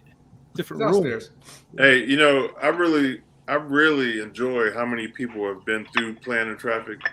You know, we've met some wonderful people, man, and I appreciate all of you, really. You know, Lewis, Oh, yeah. you're right. And media in general, I think if you're doing it right, all you guys that do the video, you knock it out of the park with that stuff. I'm fortunate on the radio show. Like again, Luke Tucker's coming on Sunday with us again from Easy Red. Another contact I made through Eddie Lyle from Lyle Tools. You know, Brian's going to come on Sunday with us. We're going to do a round robin. I got to send you that link. And then Marty Shore. We're having Marty Shore, who was Joel Rosen's in Motion. He's coming on in 2 weeks. Wow. To do a tribute to one of his buddies who passed away, who was huge in the Ford racing community. Oh, Marty's a good guy. So Uncle Marty is coming on in 2. So yeah, you know, the connections and the and everybody's friendships. I got to tell you, I've had, I don't know how many hundreds of guests I've had on the on the radio show, and probably just a handful I wouldn't want back. You know, like a small handful. The rest of them, you know, it's recurring. It's like here, it's like, hey, come on back. You know, your family. Yep. I don't want to come on your radio show because I might end up on that hand where you don't want me to come back. So. No, I doubt it. I doubt that. I highly doubt that. Yeah, but if you guys ever watch my content, overlook the bikini women and stuff like that. There's this one lady on YouTube goes by Banshee Moon or Farm Girl Jen. Whatever happened to her? She used to be real popular. They have 2 I haven't channels. seen They anything. have, they got the Exo Man, her husband, Exo and Man, right? That's Jay, and then Jen is Banshee Moon. Right. They're still on. And I met, they're still around. They started, YouTube started demonetizing her channel because of all the bikini videos. A lot of trouble over that, yeah. She actually went to that that other content website. What is it called? Venlo? That may be it, but... Just for you? Huh? Members only, or what was that? What was no. Just for fans. Just for fans, or whatever. No. It was. It's another popular. Tells me that the two of them. It's like YouTube. It's like YouTube, but it's you're basically you got free speech on this one. Oh, Rumble. Really? Rumble. That's it. But I had done collaboration with them. I met them in Wilmington, North Carolina. I was there doing a Wounded Warriors event, and I was asked to speak there, and they were there. And I had mentioned my YouTube, and at the end of that, they came over and introduced herself, and we did a collaboration where I was in Kentucky. They were in Wilmington, North Carolina. But she wanted to learn how to shoot a bow or get some tips on shooting a compound bow. And when they sent me their part of the video to edit this stuff together, I was like, how am I going to be able to do anything seeing this woman in a bikini and high heels standing out in the woods with a compound bow in her hand? Right. But I made it through. But you can see it on my face. I'm like real straight face. Okay, here's what you need to do. Kind of like a robot. But you'll see stuff like that on there if you watch my channel. So. What is your channel name? You've got another joiner to your ranks. I've been watching the Sammy the Bull channels regularly, binge watching. He just got banned from Instagram, Twitter, Facebook. They just locked down all of his social media accounts. He's like, what did I do? Yeah. So they do that to me on occasion. If I post something political on like Instagram, they'll lock me out, and I got to fight with them through email, and they finally see it my way. And probably not if it was a left viewpoint. Right. No. Yeah, there wouldn't be a problem if it was left view. Exactly right. He did a thing about Cuomo, and Gotti was in there, and he feels like that's what it was. He says, you know what? He goes, you know what? I started a website, and now they can't shut that down. They can't stop me there. Sure, they can. Well, no, he's got to pay. He's got to pay sites like $3 a month. So I think at that level now, they really can't. It's a website. It's a private site. Yeah, and they too. What is that they call it? Where they're ghosting you. Shadow ban. You put you put the content out, but not everybody you want to see it is seeing it. Mm-hmm. I get that all the time on my Facebook page. I put down something that they consider controversial, and it'll go 8-10 hours, and there'll be one like. Yep. Yeah. Yeah. Oh yeah, I get that right now. And then like a few days, like I have some stuff that I posted 2 months ago that all of a sudden people are hitting the like button. Yeah. Where the hell you been for 2 months?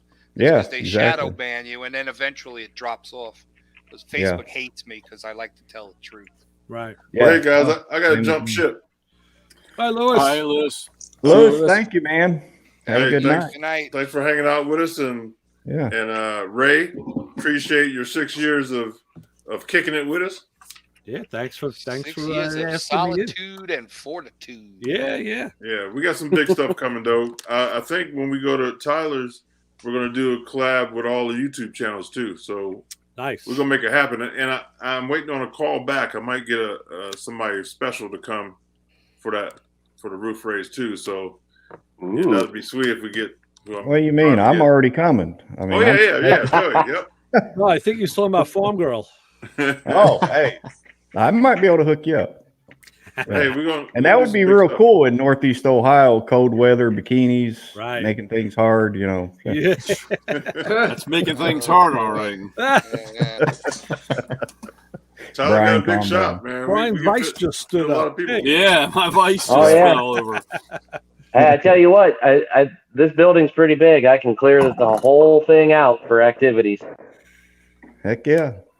Just have food and cookies. We'll be good. Yeah, we're gonna hook it up. So, all right, fellas, I'll see you next week. And I've met a lot of people at PRI that's going to come on the show. So we should have a pretty good guest next week. I just got to pin down which one. Cool. All right, cool. Very good. All right, Lewis. All right, people. See you, man. Have a good night. Good night. Later, man. Have a good one. Yeah. It's just us now. Bigger.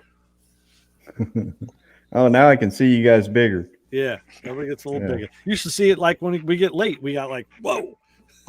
So I think Terry locked up? Oh no, there he is. He's moving. No, I'm looking at this farm girl. This is what she does. She drives in a bikini. There you go. Yeah. Does everything in a bikini. Most stuff. Yeah. They've got a farm in or a house out by the river there in Wilmington, North Carolina. Right. They also have a farm that they go to on occasion. Yeah. I thought they had a place in South Carolina as well. Do what now? Mistaken. I thought they had a place in South Carolina also, but I could be mistaken. Well, I think that's actually where the farm is. Okay. South Carolina is a little bit more patriot friendly than North Carolina. Right. But Wilmington is where they you'll see a lot of them on like a pontoon boat, and their house there. You can actually walk out to the river. Yeah, get that's on what the he's doing pontoon. all the work on. Yeah, the decking and all There's generator videos and all, and he does some cool stuff. He really gets into some nice, some real hands-on kind of mechanical stuff. It's impressive. Yeah, me and him just talked the other day. His mowing deck on his Cub Cadet, one of the pulleys should have had a big thick washer under it, like a spacer.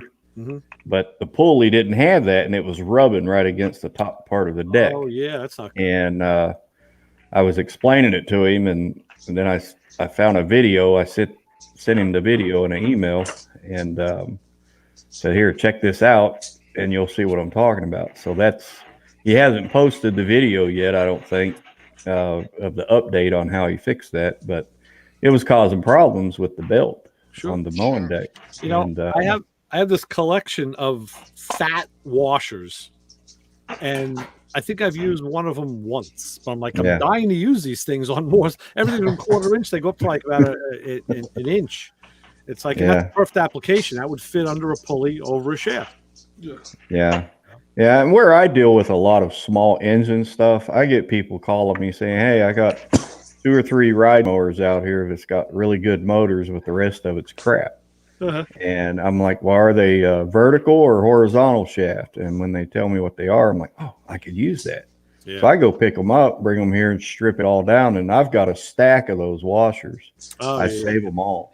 And then the pulleys, I built a zip line all through the woods out back here for the grandkids and everybody to get out there and try to kill herself on.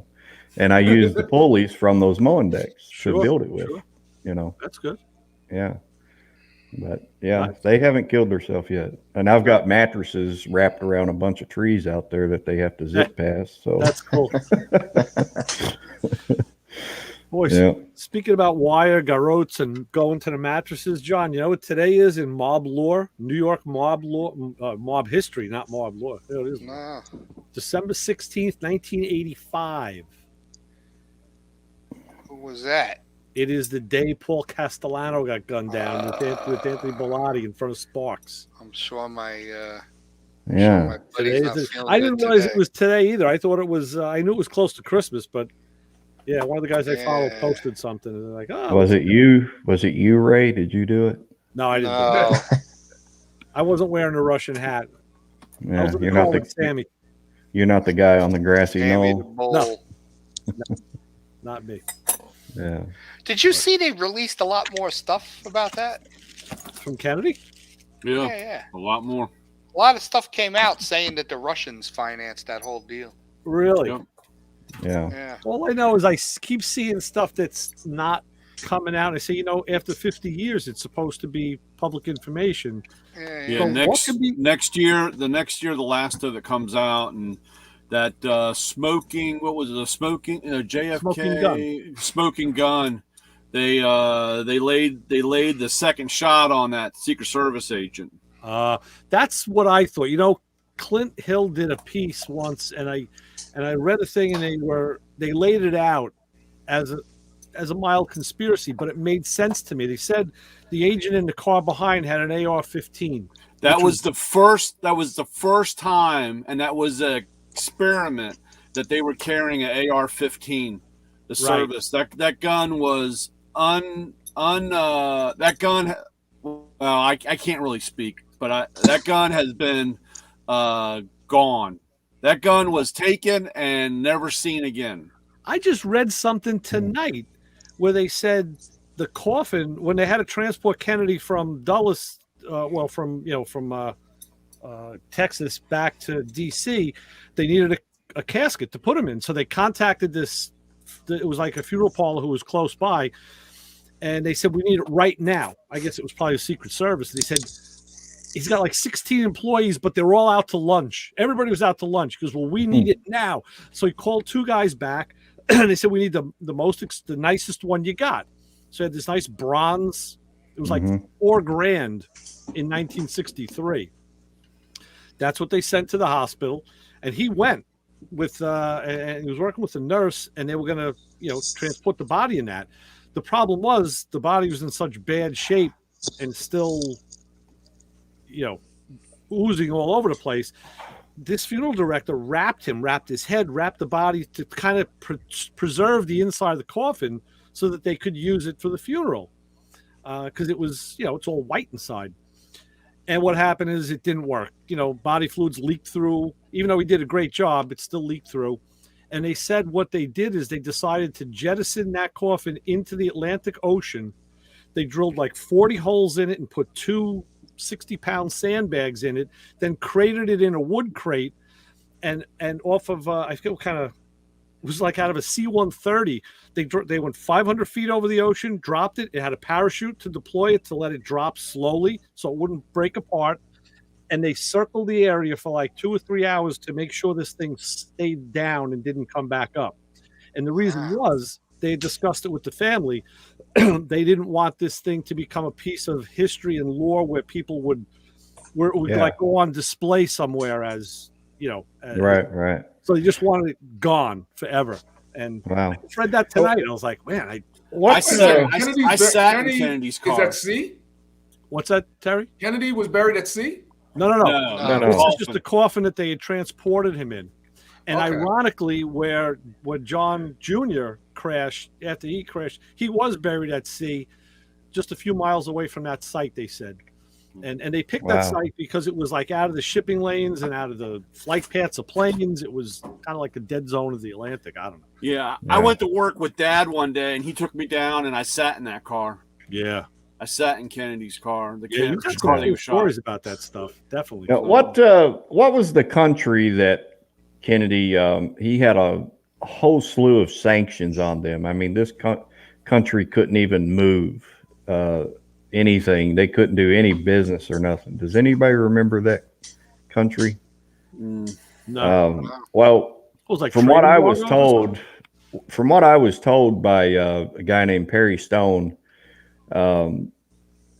he was telling me, and he found this out because he does like mission trips and he goes to these different countries, and he was told by an old person in this country that at that time when Kennedy had that country under wraps where they couldn't do any selling, trading, anything because of their whatever it was they were doing, the leader of that country, he would never come out of his quarters for anything except for on a certain day in this particular month, which happened to be in the month Kennedy was killed and on the day that he was killed. Really? And that according to this old timer in that country, that the leader at that time had gotten a hold of a voodoo doctor and got them to start like casting a spell on Kennedy that he would be shot in the back of the head, and that they supposedly had these like voodoo dolls or whatever, and they would keep poking needles every time they do like their little whatever they do, they'd poke a new needle in the back of the head. I mean, that voodoo that you do. Yeah, and then on the day of, this guy came out of his quarters on that same day that Kennedy was shot in the back of the head. I thought that's freaking eerie and scary to weird. Listen to, you know. Weird, yeah. Now, I think the AR-15, that was the most plausible explanation, and I'm no expert, but that is the most plausible explanation I ever heard. And I only heard it once. Yeah. And I said, why hasn't, and I know why no one's talked about it, obviously, because you don't want to implicate one of your own, accident or not, beloved president. I get it. I understand, but that guy was only on that detail a week and a half before. Yeah. And he was a motor guy. He was all he did was take care of the car. It makes you so why did they give him the AR-15? Well, because he was in the secondary car where the gun was mounted on the floor. It wasn't even really mounted. That was the first time they ever had that. It was a new weapon. Right. And when the shot went off, supposedly as his recognition was, or his thing was, that he had grabbed the gun. And there's only, out of all the photographs, there's only one photograph with him with that gun. Other than that, it was shut down and done. Yeah. They never showed that gun. The thing that made sense to me is you look at the nature of that wound, and that's what a 223 does. It's exactly what it does to soft tissue. It obliterates it. That's why, like they said that magic bullet. His brain, like they scooped the brain. The brain was never recovered or returned. And all that stuff, man. There's so much. It's so crazy. Right. So the original Zagruda film would show that, but they'll never show it to you. I don't think the Zagruda film wasn't really trained on the car behind. It was really trained on Kennedy. Yeah. So it just showed the moment of impact. Yeah, there's only they said that there's only been one photograph that has ever surfaced that shows that agent with the gun raised up. I mean, it's a blurred picture. It's almost like looking at Bigfoot running through the back of the grassy knoll. And I tell you, that was actually in the special that I saw. They did have that in that special. Yeah. Yeah. But I was really surprised on that smoking gun. That smoking gun thing really laid it hard on the Secret Service about that. As soon as I saw that, I said, you know what? This makes sense. And as sad as it is and as unfortunate as it is, but then it goes to show you, like, if our own country wouldn't fess up to one of the worst mistakes in history, like, how do you believe anything that they tell you? Yeah, well, I don't believe it. I could imagine how many things they don't want to fess up. Oh, to. John, I don't believe. Yeah, I don't believe it was a mistake. I think it was planned. Myself, that's my opinion. I've spoken to people that basically said Johnson wanted him out. Well, let's face it. There was no love lost between Kennedy and Johnson. That's been proven. They really didn't. I mean, Kennedy, he had things. He wanted he wanted someone. He wanted someone of Johnson's. Yeah, I think the biggest reason was Kennedy knew all their secrets. I believe he was going to start revealing those secrets to the American people. That's what I believe Kennedy was going to do. And what is that? I believe that's why they whacked him. It's probably the only reason that Trump is still walking around is because he said he was going to do it and he never did. Yeah.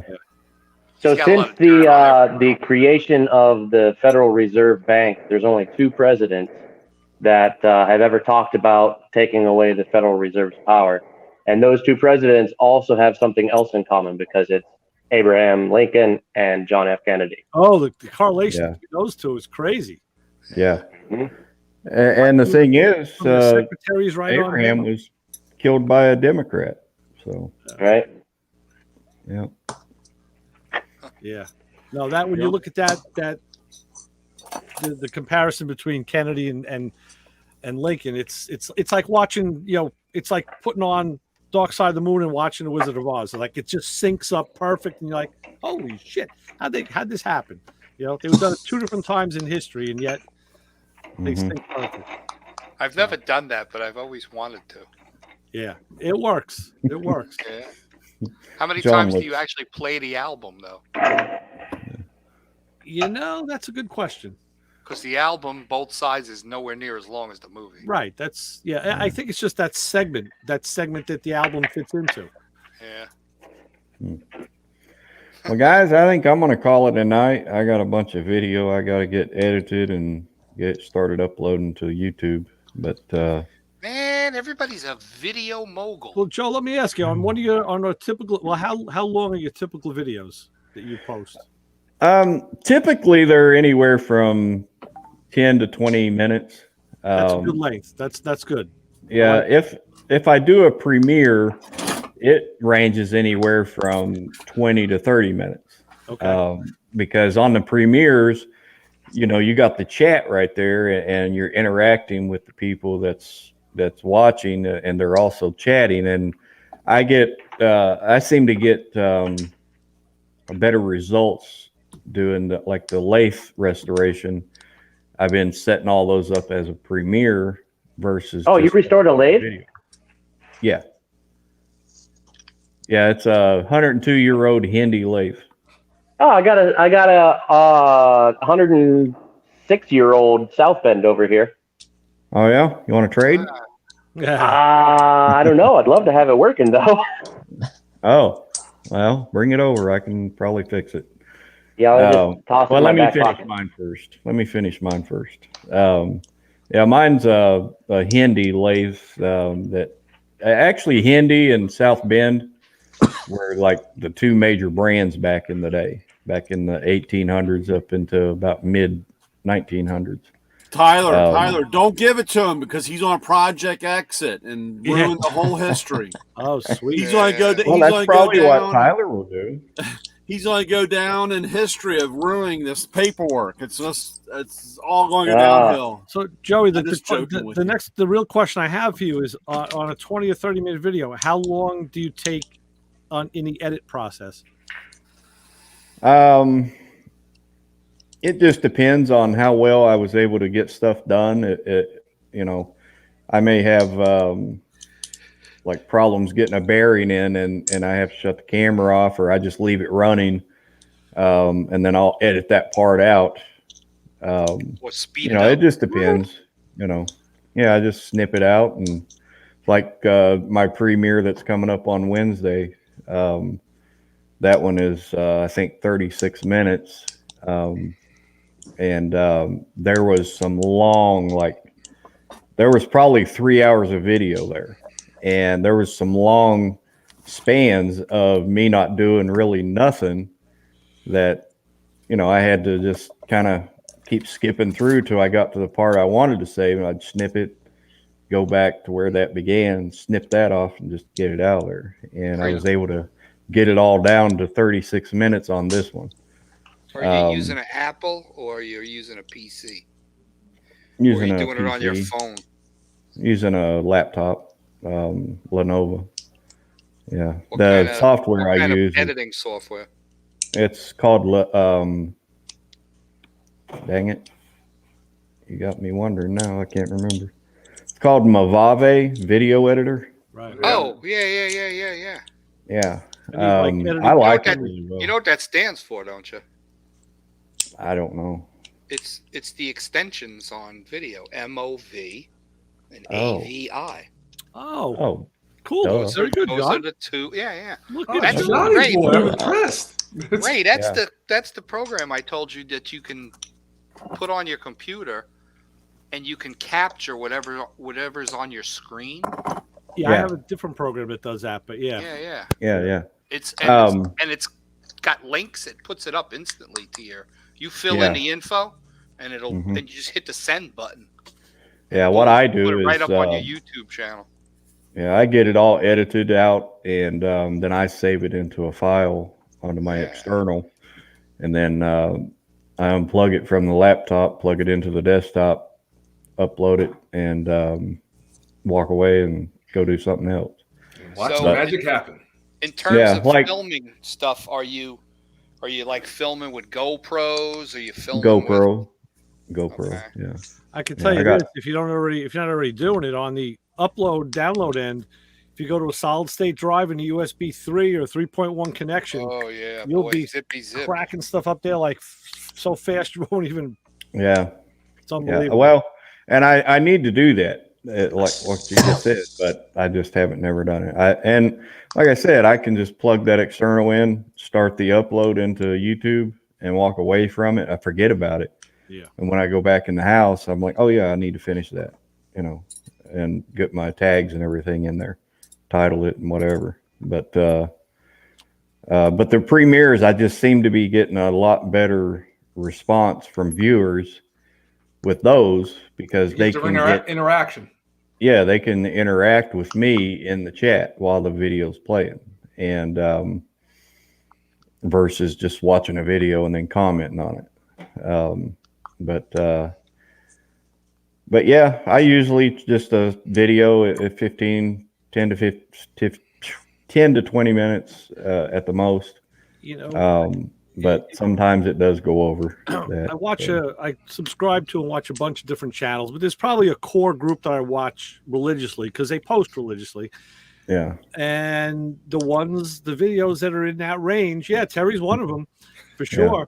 A lot of 7-8 minute videos, those are great to fill in. But the ones that that 20-minute range, 20 to 25 or so, that's a real sweet spot.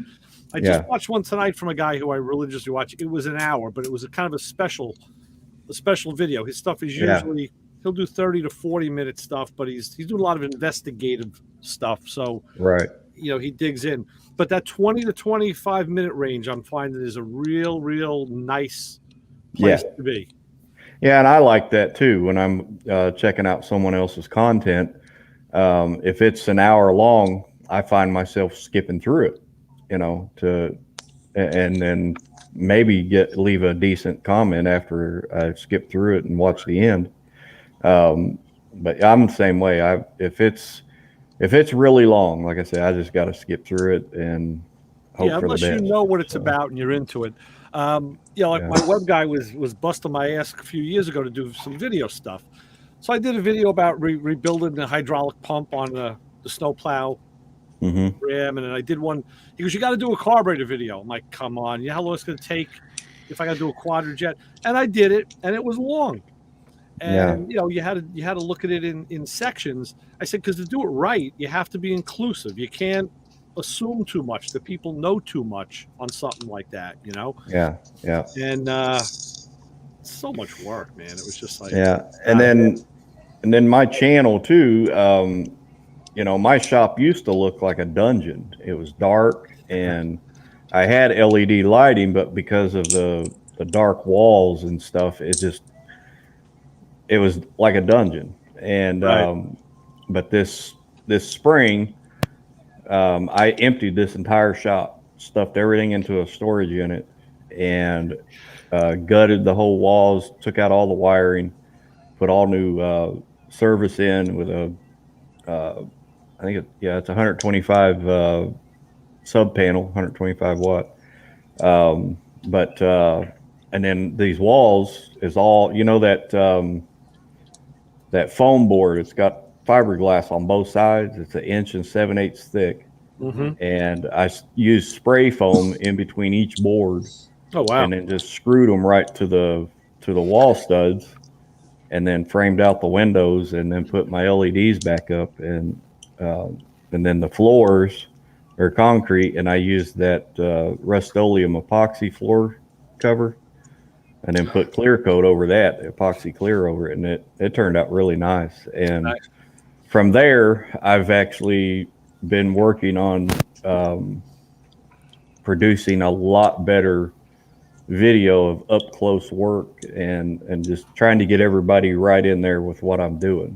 Yeah. And I think everybody's going to like episode 3 of the Chuck restoration, because I've got a camera. If you look behind me, there's a banner hanging there. There's a camera clip that you put your GoPro on, and right below that banner is I used it as my my soaking table with the Super Clean. And I was pulling those parts out of the bucket one at a time, and that camera is right overhead, you know, getting all that. And That's then good. when I brought it over to this table where I'm at right now, I have another one of those clips on this wall, and I got the camera there.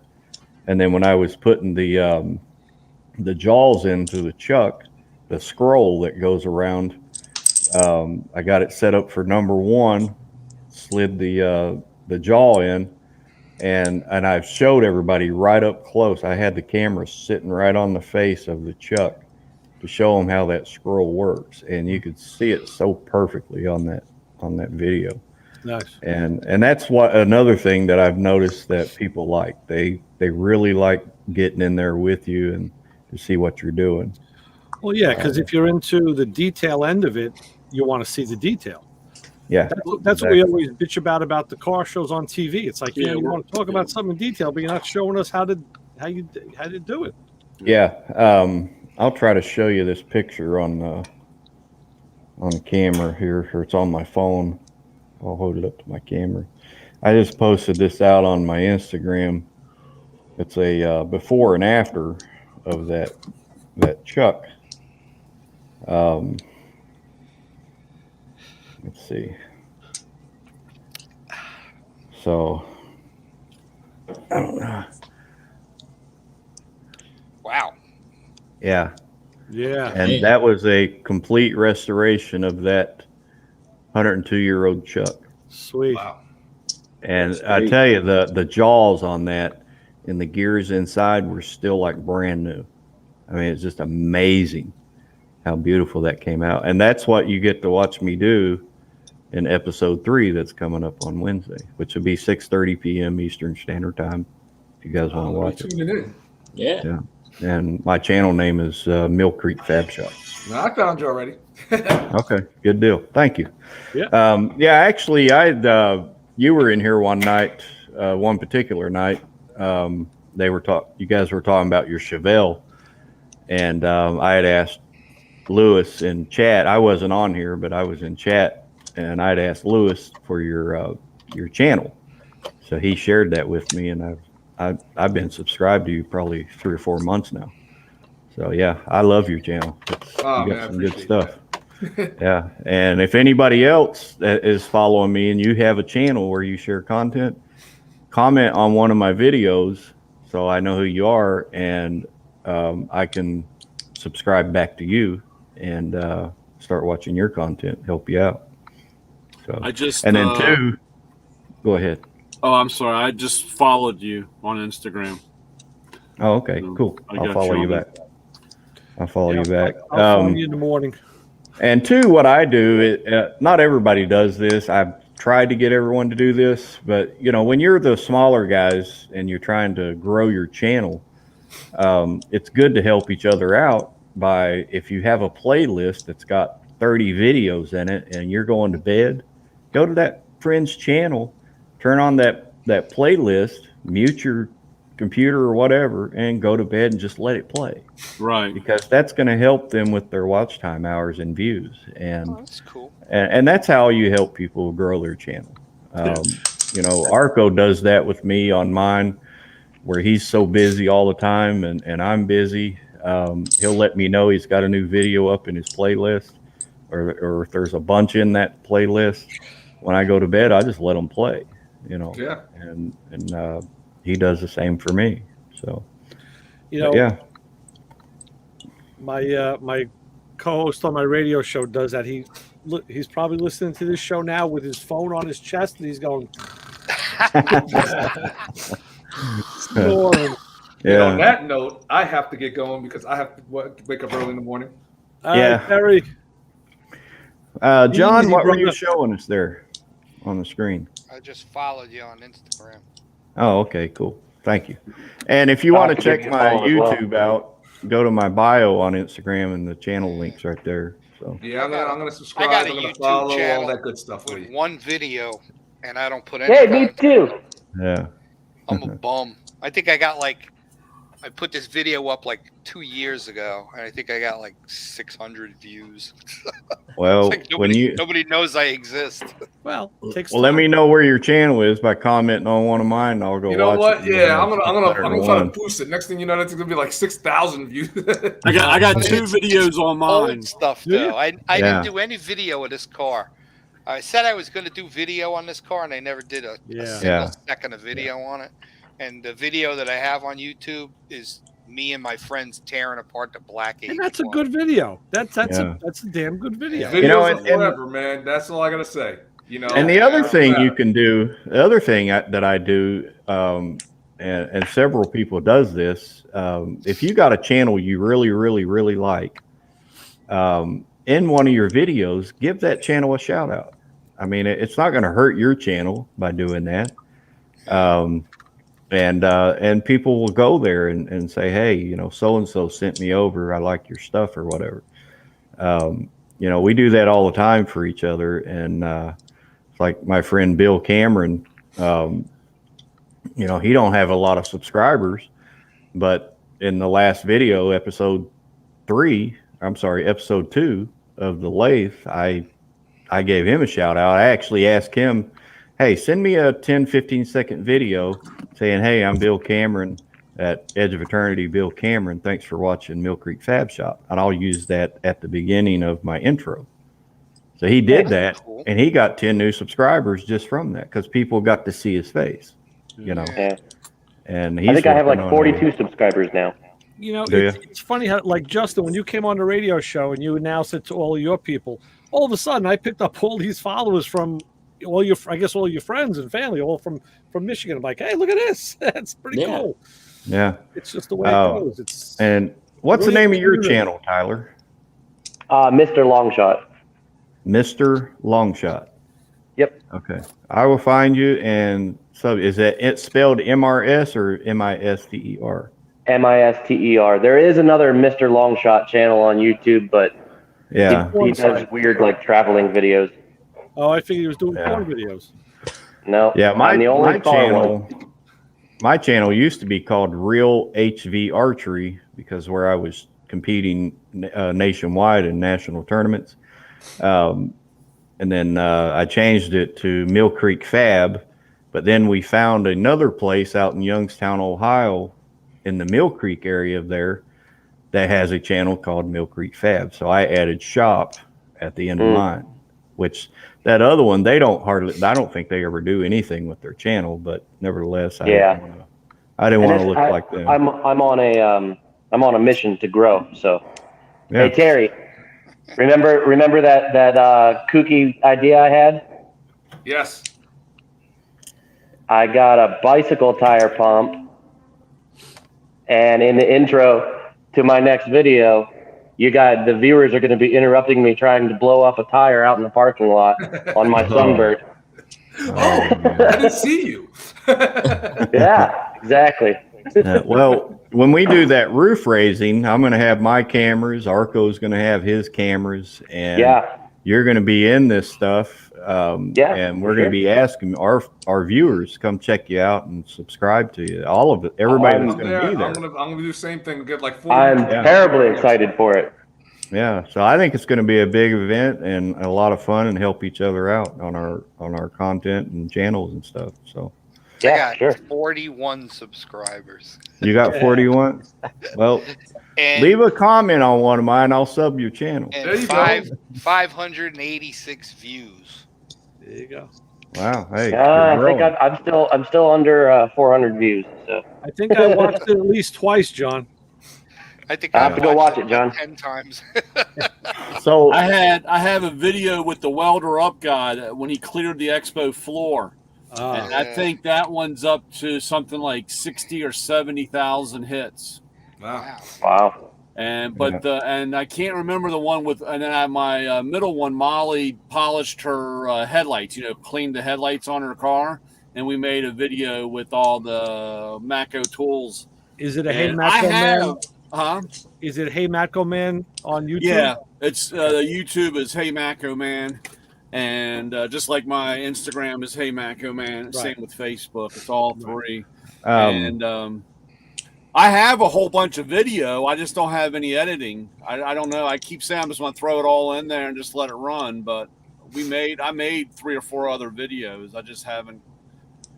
I keep saying the same thing. Keep saying I want to do it, and like everything else, it sits. But Yeah, then another Mr. vice show I have to say goodnight. All right, Terry, take it All right, easy. Terry. I'll be Terry. back same time, same bat channel next week. Yeah. I Yeah, want to good do to a see you, video Terry. of putting a coyote in your mailbox. This conversation's over. Yeah. Terry, see you, buddy. Mr. Longshot, Yes, sir. is your default picture look like? Is it white? Looks like a target on it, like an arrow. Bullseye. Yep. Is that you? Yeah, Right that's here. part of my shop logo. There. That's Yep, it. that's me. All right. Okay. So I'm gonna subscribe you, then I'm gonna block you. Oh, sweet. I'm kidding. You got one video, looks like? Yeah, I just released it last Friday. I'm going to try and release a video every Friday. So Okay. I got some filming to do tomorrow morning and then some editing to do tomorrow afternoon, and hopefully I can make my deadline. Right. Yeah. We actually have 2 video channels for the radio show. We were putting up stuff that my web guy was making, just like the Stina Parisi rear end thing, and so they were like not really videos. It was just pictures displaced over the vocal. Yeah. But I commented on that one video you got, Tyler. Oh, thank you. Yeah. And Justin, did you already sub me? I'm going to. Yeah, Okay. I'm on my phone now, so I got you. I got So Speaking of being on my phone, mine just beeped at me and it reminded me that I'm at 3%. So I better get off before I get cut off. all right, Yeah, better I just talk wanna- up, Tyler. take care, Tyler. It's great meeting you. Yep. Yeah. It was a pleasure meeting you, and I'll be talking to all you guys real soon. I'm going to try and make it on the beginning of the show next week. That's All right, man. we all try. Some of us don't succeed. All right. Have a good one, guys. Yeah. So See you, long. man. Later. Thanks. Good night. Take care. Be safe. Yeah. Well, what I'm going to do, Justin, is get your channel name. Hang on a minute. I don't have a YouTube channel yet. Oh, okay. That's my next step. All right. Well, when you get one, comment on one of mine and let me Yeah. know who you are. Justin, I meant to Something ask back. you on the radio, but do the guys that own the shop, are they as active with this stuff as you are? They should be promoting the hell out of that place. Yeah, so we do have a Facebook page and an Instagram. I'm actually in charge of the shop's Facebook page as well. Okay. So between myself and my boss, we're the ones that kind of post stuff on that. Uh-huh. There's not a whole lot. I want to get the Instagram page back up for the shop, but I've got my 2 pages, my Facebook and my Instagram as well. Yeah. All right. Well, guys, I'm going to head out. You take care. It's great seeing everybody. All right, Joey. Great to meet seeing you, man. tonight. Thanks. And John, I just tell you, I think you're my favorite on this show because you just always got that shit-eating grin on your face, and it just looks good on you, man. How do you not like Chassis John? Come on. Oh, I know. He's a great Thanks a guy. lot. That's cool. Yeah, man. Thanks. No problem. You guys have a good one. We'll see you. All right. too. All righty. Good night. Later.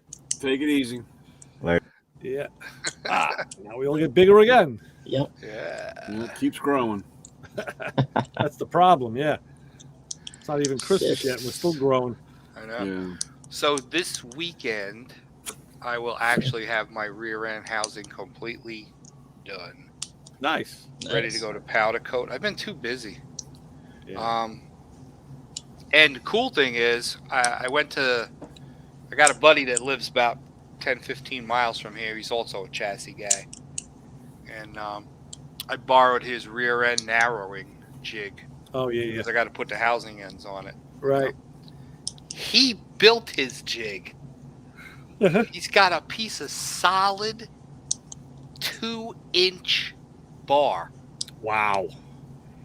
I said to him, I got to do the rear on Half Breed. I said, can I borrow your narrowing jig? Are you doing any rear ends this week? He goes, oh, no, just take it. Don't worry about it. He goes, you got the center? And I'm like, no, I got nothing. I just, because I don't do this. Yeah, no problem. Here's the center section. He comes out with this bar. The thing weighs like 80 pounds. Yeah. I'm like, oh my God.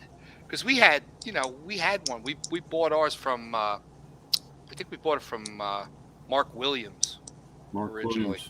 And it's 1.5 inches turned, ground, and polished, with all the different housing ends in it. So his is huge. He made it himself. The thing's magnificent. So I popped the center section in, and I slid the bar through it, and then I took the housing ends, put the pieces in the housing ends, slid them on the bar. Now I haven't cut the housing. The housing right now is about 5 inches too long on either end. It's got to get chopped. And I was amazed that with all of the welding that I've done on this thing, it's out like a 32nd of an inch. That's great. Because usually the tube's like, woo, yeah.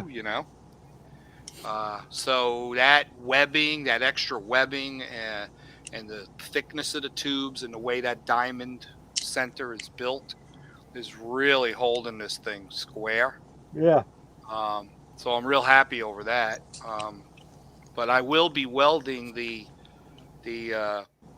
rear bracing on either side, which I've had to modify because I cut them to fit first time, and I actually took a bunch of pictures. I think I posted it on Instagram. Yeah. Doing it. But the problem is the actual diamond in the middle is not equal left to right. Yeah.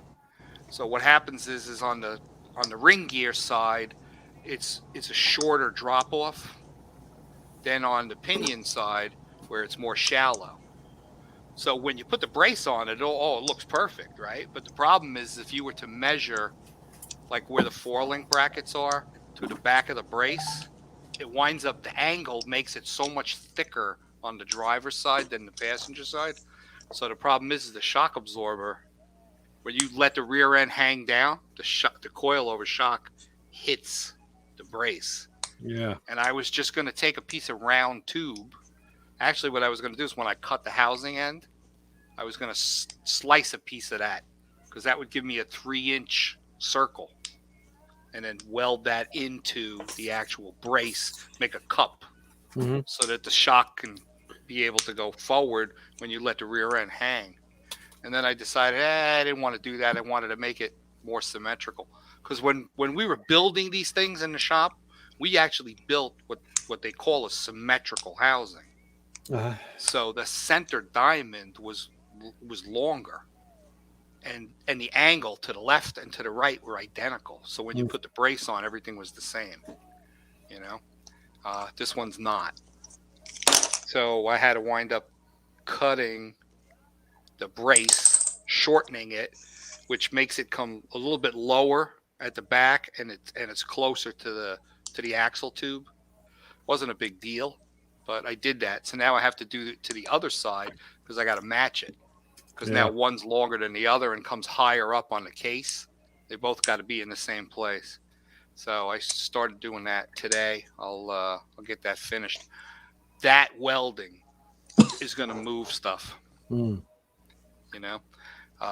I'll probably wind up doing is I think I'm just going to make a fixture where I can I have a bunch of 2x3 tubing laying around that I'm not using. You put the brace on, everything was the same. I'll lay one and then I'll bring two coming up. What's that delay laying around that I'm not using? You put the brace on, everything was the same. It's you all over again. I know. I'm hearing myself all over again. Yeah. That was weird. What are you doing, Brian?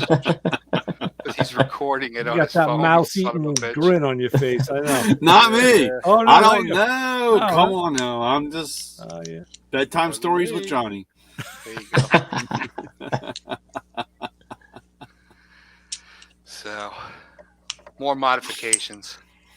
But I think if I make a fixture, I can keep the axle tubes from moving. Yeah, it sure would help. Yeah. Yeah. How did you measure, or how did you know that how far out you were? I mean the tubes, how much they've moved. Yeah.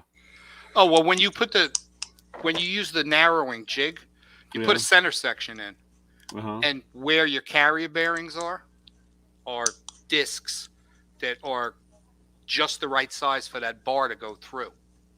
So the two of them is what's holding that bar in the actual axle center line of the center section. Mm-hmm. So then when you put your housing ends on, there's a biscuit that goes in your housing end that also fits on that bar. So if there's any misalignment, you'll see it. When you go to put the housing end on, you'll see the housing end is here and the tube might be, slightly lower. So you could be off as much as, I've seen housings that are almost a quarter of an inch out. Wow. Yeah. That's a lot. I know that's a pretty big bow, Yeah. So with those, you're going to wind up, you want to try to heat up the tube and move stuff around and maybe even put it in a press. Put it in a press. Heating up some metal. Yeah. We've done that before where we've had ones where we had to put them in a press, heat up the tube, and just put a little pressure on it and move that thing. Yeah.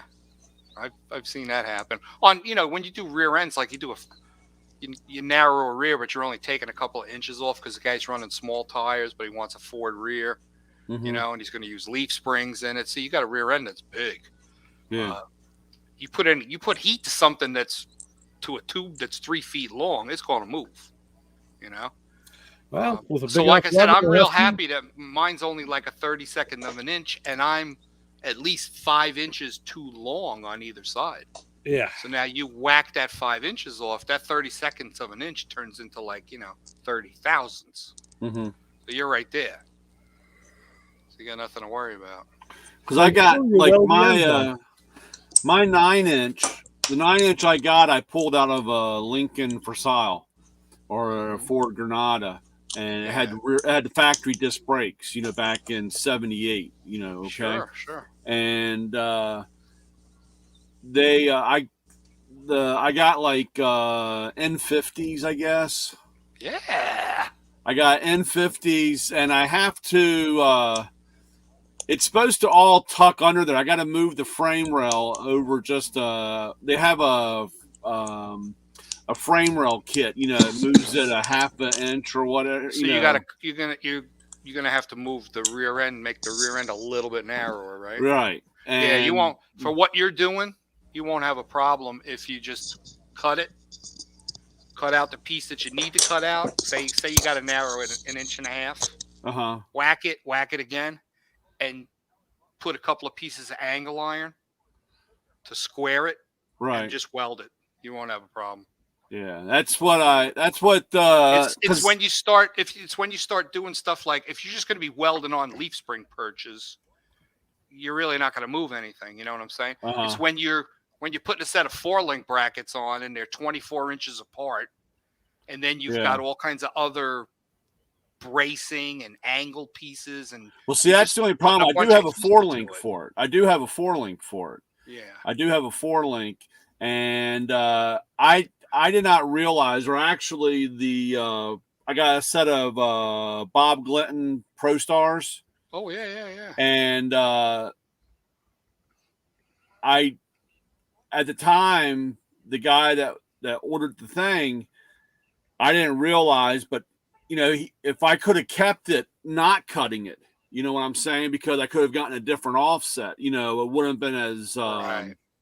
I don't want to say dished. I mean, it's not as dished as it could be. No, they would have been more on the inside than on the outside. Right. And so I'm like, the problem is I love the Pro Stars, and I don't know if I could ever find, mine are the old school 2-piece weld wheels. Yeah. The 5 They still spoke make 'em. style, The right? 5 spokes. Yeah. They still make them. Those Really? are nice. Yeah. Yeah, I don't Weld know. Racing. I've looked at. I mean, newer version. They don't look like my old ones. I don't know. No, they still make them. Yeah. Yeah, the So- spokes were kind of thick, right? Yeah. Yeah. They still Yeah, make that thick wheel. and flat. Yeah.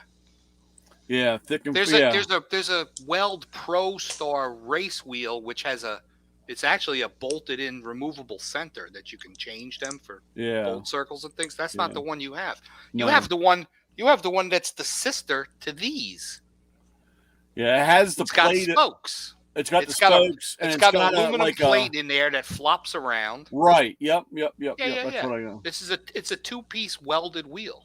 Yeah. It's a weld wheel. You can still buy the one you have. Yeah. Just go to Weld. They sell them in Jags. They sell them in Summit. Yeah. I don't know. I think These that are- Mustang these needs. are old school wheels. I think that Mustang needs torque thrust D's on it.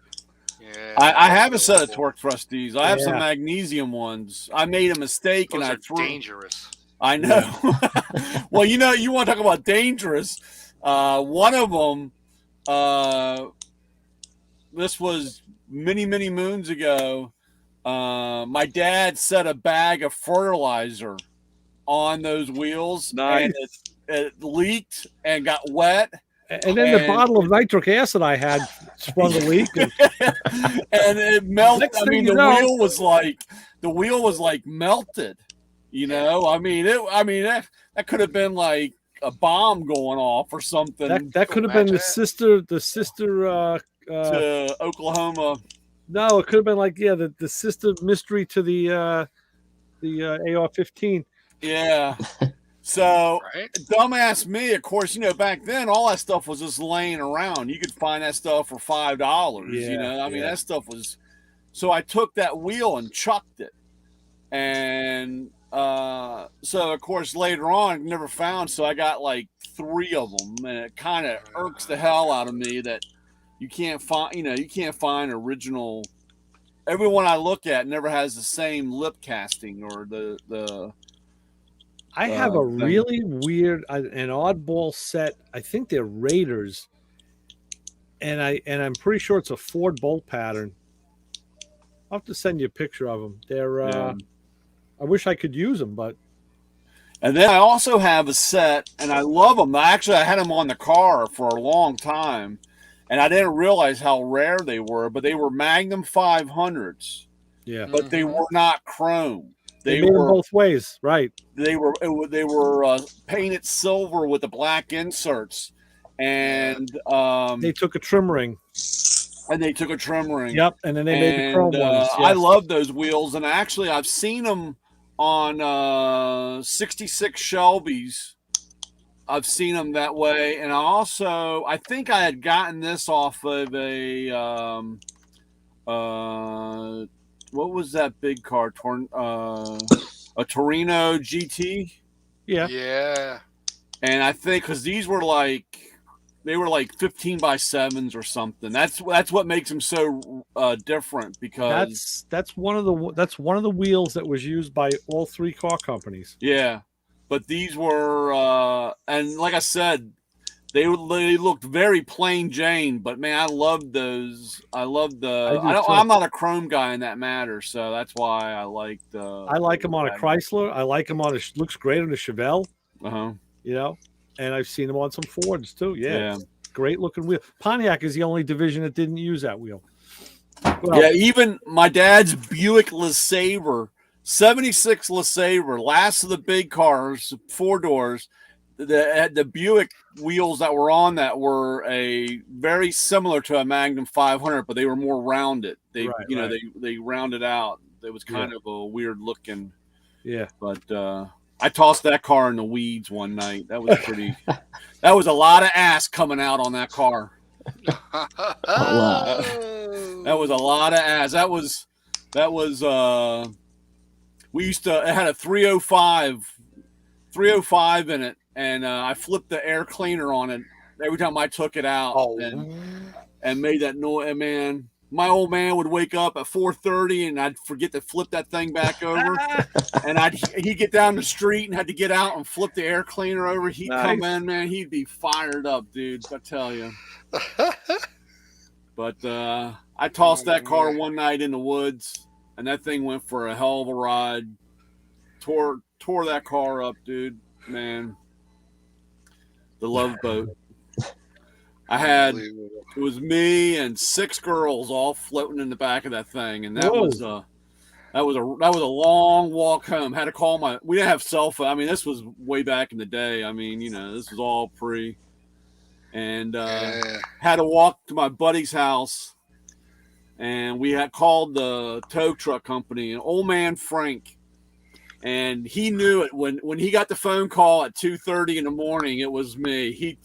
He'd come rolling up, and he said, "Man, I knew it was you, asshole kids. Can't just stay home, I'd be like, "Frank, you gotta when you come into the neighborhood, you gotta turn the lights out. You gotta turn the lights out. Don't. I don't want to wake up my dad. You need an ass whipping." That's what he used to tell me, sitting in front of that tow truck. Don't worry, boy. You're gonna get it sooner or later. That's I tell you, man.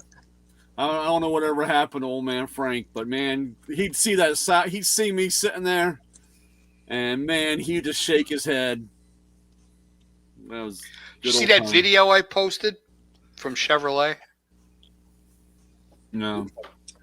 I'll send you a link. Yeah. It's like right along the lines of the Budweiser 911 kind of commercial. Oh yeah. Makes you cry. I tell you that one that I sent you guys last week that I put up on we put it up on the website with the '66 Chevelle. Yeah. With the Dr. Yes and 007 and 78. That was hilarious. I asked Marty Shore about that. I said, "Hey Marty, have you ever seen this? From what we could tell, this is an original video."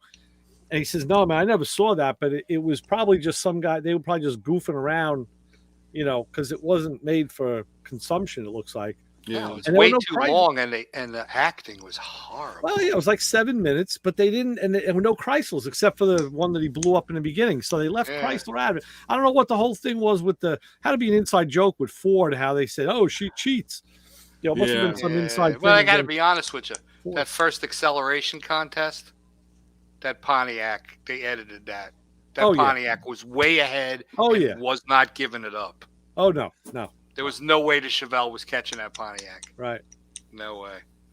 So there was always bad blood between the Chevrolet and Pontiac anyway, right? Well, because back then maybe.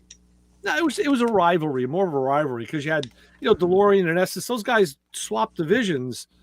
Yeah. They were Chevy one year, then they were Pontiac the next. But the thing is, when the cars pulled out, you hear one of them doesn't have mufflers. It's like, okay, somebody's uncorked. One of them, and it was the Pontiacs. I watched it again. At the end of the video, it rolls up and you hear it rumbling. I'm like, yeah, that car's uncorked. Yeah. Well, the video that I posted the link to, you can get it through your wife's Facebook thing. Just go on my page. I have to look. Yeah, it's on there. It's about 6-7 minutes. It's really good. It's perfect for Christmas. All right. Yeah, I just happened to run into it, and I'm like, oh man, you got to be kidding me. This is like Budweiser. Share. Yeah. I got all these people crying now. It's like, oh, you gotta be kidding. Why did you do that? I had to get a tissue. Yeah. It's really cool. Crying. She's ordering food now. It's like every year we say, we gotta order less, we gotta get less because we don't eat it all. She makes all the appetizers now. She ordered all the seafood already. It's like, I don't know, fucking 5 pounds of seafood. We got an order at the Italian place to bring hot food. She's making this. I'm like, who's going to eat it? I'm like, we're eating leftovers for weeks, man. Weeks. We're just I think last week we finally finished what was left over from Thanksgiving. Yeah. Holy smokes. We were out to Captain Bill's in Bayshore last night. Oh, yeah, I like that place. Yeah, we went there last night and had a Christmas dinner. Then we went to the Mill Ridge Inn to see the Christmas Village. But so we're eating those leftovers now for a couple of days. There you go. So I got this. I'm surrounded by broken bones. Luckily, not mine. My buddy at work, Chris, the guy you met, he broke his wrist. Wow. he was on a ladder outside hanging some heavy tarping, and he's in Oakdale right on the water. And he said to me, he goes, now he's 6'9", Brian. This guy is freaking tall. Really? And he's on like this 12-foot ladder, so he's up there. And he said, you know the way it works. Like when you see impending doom coming, or you see the warning, but by the time you can react, it already happens. Mm-hmm. Yep. He's on the ladder, and he's hanging this tarp that his wife was busting his balls to do. And he owns the house next door to him also. His aunt lives there. And he says, I happen to look over and see the reeds in my aunt's in the backyard being blown. And he goes, and they were at an angle that I've never seen them at before. They were too far over. He goes, and right at that second, the wind grabbed the tarp, pulled it, grabbed him, and just like shoved them both off the ladder. And of course, you put your hand out, bang, broke his wrist. So then I found out my buddy that owns the shop fell off a ladder in the shop and broke his leg in 2 places, compound fracture. Jesus. Another one. Last night we're at Captain Bill's and we're talking. The other waitresses come over. She's a little older, so I like talking with the people. So we're chatting it up, and she goes, "Oh yeah," she goes, "This is my first night back. I've been out for a couple of months." I was like, "Oh, long vacation?" She goes, "No." She goes, "I broke my pinky." I'm like, "You broke your pinky?" I said, "That's it. That's number 3. That's the third one. This comes in 3s." I said, "How'd you break your pinky?" And she goes, "I actually sleepwalk." She goes, and she goes, I could go to 7-Eleven. I don't even know. She goes, but I look at my Fitbit and I can tell like when I was awake and what. And she goes, and I woke up and I moved my dresser in my room and broke my pinky. Oh my God. So she was out of work for like 2 weeks, but she was ragging on this. It's like they had a new crop of kids. She goes, yeah, there's all new kids here. She goes, I don't even know any of these people. They weren't here when I left. I guess they hired more people. And she goes, what's with these? She says, oh, she's asking me because it was the 4 of us, 2 girls and my wife. And she asked, she goes, do I have to? She goes, you girls are, over 21. And I said, yeah. I said, listen, one of them's 31, the other one's 24. I said, they still get proof. I said, we're 80. I said, we're a young looking family. So she pulls a mask out. She goes, yeah, I'm 67. She was like in her 50s. So she was saying how the guys now do this thing where they're wearing hairbands. Like hairbands. Oh, she called them hairbands. To hold the hair back. And there was this kid, he had like, I guess, a full head of hair. I remember like in the 60s, John, the girls would take the guy that works for me wears one of those. It's an elastic band. They put over the head and then pull the hair back. Dave, my guy Dave wears one of those. Up. And I look at him, I'm like, what's up with you? So she was saying, what the hell is that? I said, I don't know. I said, I had a hairband in the 70s. I said, but it was suede. It was braided. It had long tassels in the back because my hair was down to my shoulders. I said, it matched my suede coat with the tassels. She goes, oh, boy, those were the days. I'm like, yeah, weren't they? I said, but I don't know about this stuff here. What the hell this is all about? It's like he broke into his sister's room or something. He's taking it's those stretchy hairbands that your mother used to wear. Exactly. My sister used to wear them. And then the kid came around and I'm looking at him like, what? What the hell is this? That's what I tell him. What is that? What are you doing? What's up with that? Well, he wasn't the man. I saw a guy in Publix the other day. He was in the produce. It's a nice bun. The guy looked at me. Man bun. Yeah, he looked at me. I was like, really? Well, that's the thing. And for years, my kids have always said to me, but even when they were little, they're like, Dad, why do you talk to everybody? I'm like, I said, because I said, why? Yeah, why not? I said, because, just have a little fun. And like the best is like in McDonald's, I remember this happened. We were at McDonald's and many years ago.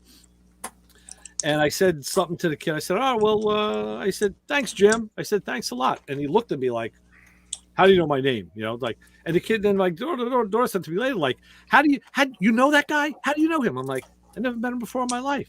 She goes, how do you know his name? I was like, He's wearing a freaking name tag. I was like, he didn't even realize he's wearing a name tag. You know, you call him by his name. He's like, what? Yeah. It scares him. But no, like with the waitress, it's cool because, you know, she was a little older and you can talk to people like that. You know, they'll actually sit and talk to you.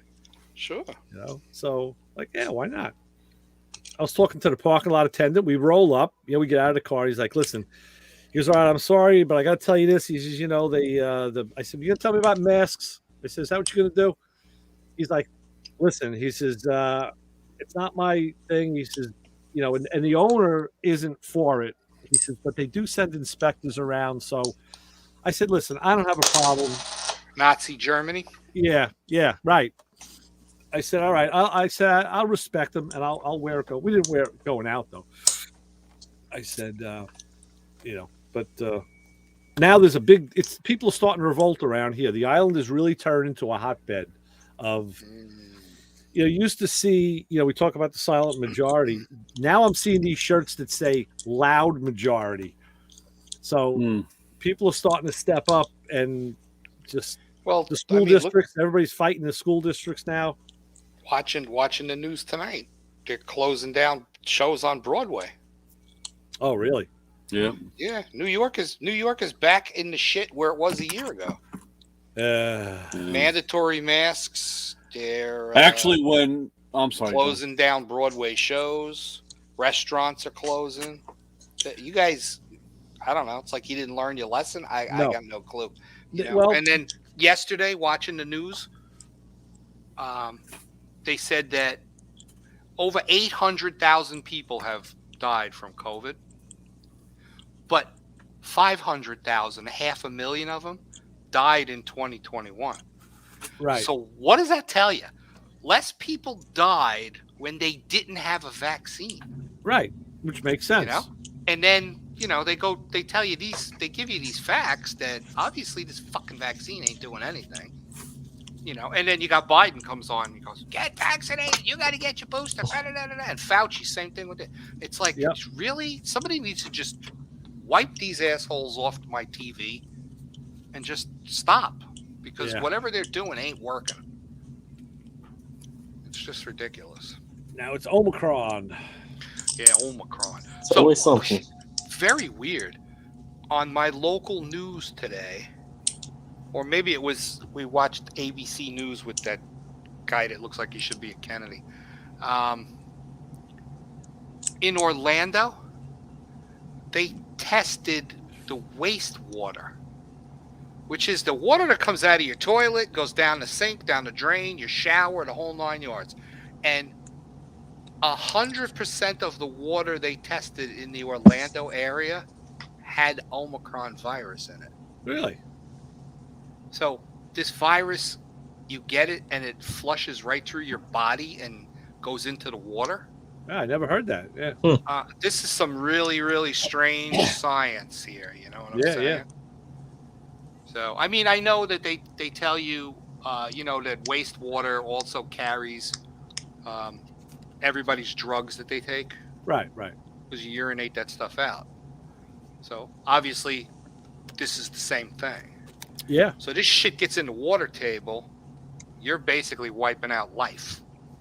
Well, the thing with that is wastewater goes through the waste treatment plants where that stuff gets stripped and filtered multi times. But that's the wastewater that they can test. What about people that have, you know, little cesspool systems and things like that? Eventually, that shit trickles down. So is this thing going to get filtered out through the aquifer, or is it so genetically strong that it's going to wind up in your water sooner or later? Well, theoretically, if it hits the aquifer, this is crazy science fiction. If it hits the aquifer, that's where the water gets pumped out for your water supply, for your fresh water supply. That's what I'm saying. Yeah. So you could literally infect everybody. Sure. Yeah. Well, that was the big thing after 9/11. You know, the aquifers we have up here off the off wide the hut, open. They were just talking about, you know, a couple drops of the right shit in there, and the whole city is done. You know. Yeah. And they weren't really doing anything to protect the place either. So I'm sure the conspiracy theorists will start coming up with some info on that stuff. Yeah. I was pretty surprised that they announced that. Yeah. You know? I was like, really? That's scary. if you think about it. You know, Yeah. and it was here in Orlando, and I'm like, wow, that's pretty wild. Right. But yeah, New York is back to being a shut down war zone. Well, again. that's because of the governor and the mayor, who's he's out. Obviously, this new governor's no better than the last asshole. Well, but I'll tell you, the incoming county executive for Nassau and Steve Malone out in Suffolk, they both said we're not going to enforce the mask mandates in our counties. We're not doing it. Yeah. So the city is the city; it always has been. But out here, they got some reality going on. So It's ridiculous. Yeah. So I don't know. So what's with the Matco ferret? The Matco ferret. You didn't see that on Instagram today, Brian? Matco ferret. No. Yeah, there was a post, and someone had it was from Matco Tools, and they had a ferret wearing a Matco sweater, a little Matco sweater. I was like, Get out of here. and behind said ferret behind, like, what the fuck is going on here? I don't know. I know that they sent out the other day about to all of us distributors about sending pictures, and I guess somebody's got a pet ferret and they dressed it up. And that's probably exactly what it was. Yes, that makes sense. I was, like I said, they do that, for all the holidays or whatever, and I guess I don't know. To be honest, I didn't even really look. I wasn't on. Yeah. I was. Hey, I don't want to really say busy, but it was just kind of a crazy day. Yeah. Did you have a hookup with Clay over the? No, I need to do that. I need to contact him. We were talking about that today, and the ramifications of what he did. John is he started his own tool network where he can buy stuff in bulk. He's trying. I was listening to that on the trying radio. to thwart, the Amazon thing. So he's, and he'll supply guys like Brian or tool truck guys. He gave me an account if I want to use it, and to let these guys buy from him, and which I guess you could do it yourself. You could buy from the companies too, but I guess this way you don't have to set up accounts if you don't want to. Yeah, right. Whatever. Not to go into too much because I don't know. I don't want to misspeak or whatever, or spoke or get into. Yeah.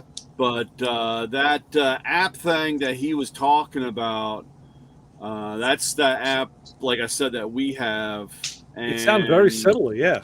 It's very similar, and I know that we have a lot of the patent or technology, or I don't know how all that stuff works, where, I know that other tool companies are trying to get a hold of that tech, of that ability, and they don't have it yet. And I'm just really kind of curious on, how or what, how in depth it is, because basically, as I was told, that when I'm linked on that app, and like I said, anybody that's in my system and we have contact with, we're 24/7, dude. Anytime that we're in touch and you have access to say, hey, I need this, and exactly what I have on the truck.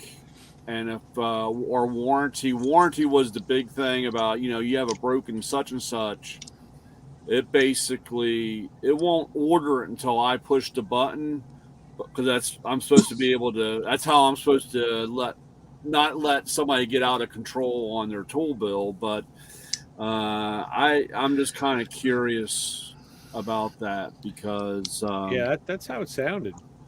And I also thought it was kind of funny. I didn't want to go into it too much, but Clay, I think Clay saw the corporate side of the business, because here he is. He wants to do something USA made. Yeah. And the first word out of their mouth is, hey, we're going to keep it. We want to outsource it, but keep the USA pricing. And we've been fighting this for, huh? That's those Nipros ratchets that from Japan. Yeah, They said the Paul and something else is considered a service part, but he wanted it as part of the package, so they gave him a special. He had to buy like a special amount. I don't know, some shit. Yeah, it's like I said, it's that like I said, you're not. That network there is something else. It makes you think twice about a lot of stuff on some of that stuff. The idea is really interesting to see on spot, to be able to see what's on the truck. I was telling my web guy today, we were having a conversation. I said, the beauty part is, I said, you see your tool guy once a week. So we were using you as an example. I said, so if Brian was my tool guy and I see him on Thursday, I said, but Friday I break a tool or I realize, hey, I need this other tool. I can go on the app, order it right off the truck. I said, and the beauty of it is, since his route is in the same area, he may be able to swing by another day and drop it off. So I don't have to wait a full week. I said, so it really is a cool thing to have access to. And we had, like I said, that's the knife blade or the thing, because that's what they, like I said, when we got into like our Instagram accounts and our Facebook accounts, and like I said, then they had the problem of guys overlapping and selling outside. See, that's the problem that Clay's going to have. And like I said, technically I'm not supposed to sell outside of my route. And if somebody, even though, and we all have this issue or problem. I mean, I've had customers that I've dealt with for 5, 10, 15 years, and they move to another shop. They don't want to deal with anybody but me. Right. And, that kind of sometimes that leaves a bad taste, because especially when they buy something big, and if they come over on Saturday afternoon or Sunday afternoon and buy something, and then I'm like, man, I know I want to get a phone call because it rolls into their shop, and that guy walks in there and says, where did you get that? That causes a big problem. Yeah, but it's okay now if they order off Matco Direct. Well, see, that's the problem. I mean, that's the gray area. I mean, that's like I walked into the dealership. I walked into the Chrysler dealership on Tuesday, and there's a brand new toolbox sitting there. And I asked the guy. I said, "Hey, what's up?" And he's like, "Oh, I got this through Matco." And I'm like, "Dude, that's." And of course, the funny part about it was, I said, we were kind of talking about this, and I was telling you about our show coming up, and we had free sheet metal and this and that, and a deal on that, and and the thing that really gets me is, they talk about that they're not supposed to, you're supposed to pay in full or pay up front, which I know this guy doesn't have, so that means they gave him credit. And he's making a payment to them. And of course, I know once something happens to that box or something goes wrong, they're going to want me to go in there and fix it. Right. And that's where I have the problem. Sure. That, you take, Yeah, you don't make a cent off it, but then you got to back it up. Right. And, or deal with, I don't, like I said, I don't want to really have a bitch fest about it, but if I got to put a set of drawer slides in it, and I got to take the box apart and put a set of drawer slides, and it takes me 20 minutes to do that, that's 20 minutes out of my day that I'm not getting paid for. Sure. Oh, yeah. And that's legitimate. How come Matco won't let you charge back to them? Huh? How come they won't let Matco let you charge back? It's one of those things that has never came about. We had that problem. We had something very similar about fixing some of the stuff under warranty. And, of course, they get a field credit or whatever. And then there was people that were doing warranties that never were getting the, so they just stopped all that. But, like I said, I still, even though on some of that stuff, if I could fix it right then and there, and if I might eat $10, $15 for the part, but I know it's a whole hell of a lot. I mean, for the customer's point of view, it's better than him going 2 weeks without his tool that he needs. Sure. 2 to 3 weeks. And even now, it's ridiculous. I've had stuff out for months. Well, I tell you, Clay could really benefit from your expertise, giving him a heads up. And talking about supply chain shit, did you hear that Philadelphia cream cheese is now they're saying, forget about making that cheesecake because Philadelphia cream cheese is now in this so I told my wife, I said, whoa, what? She goes, I already bought it at Thanksgiving. I got it all in the fridge. I'm stocked up. No problem. You gotta be kidding me. Why can't they make cream cheese? I don't know. It's dairy product and whatever, but Philadelphia cream cheese came out with a statement, I think, this Where did all the cows go?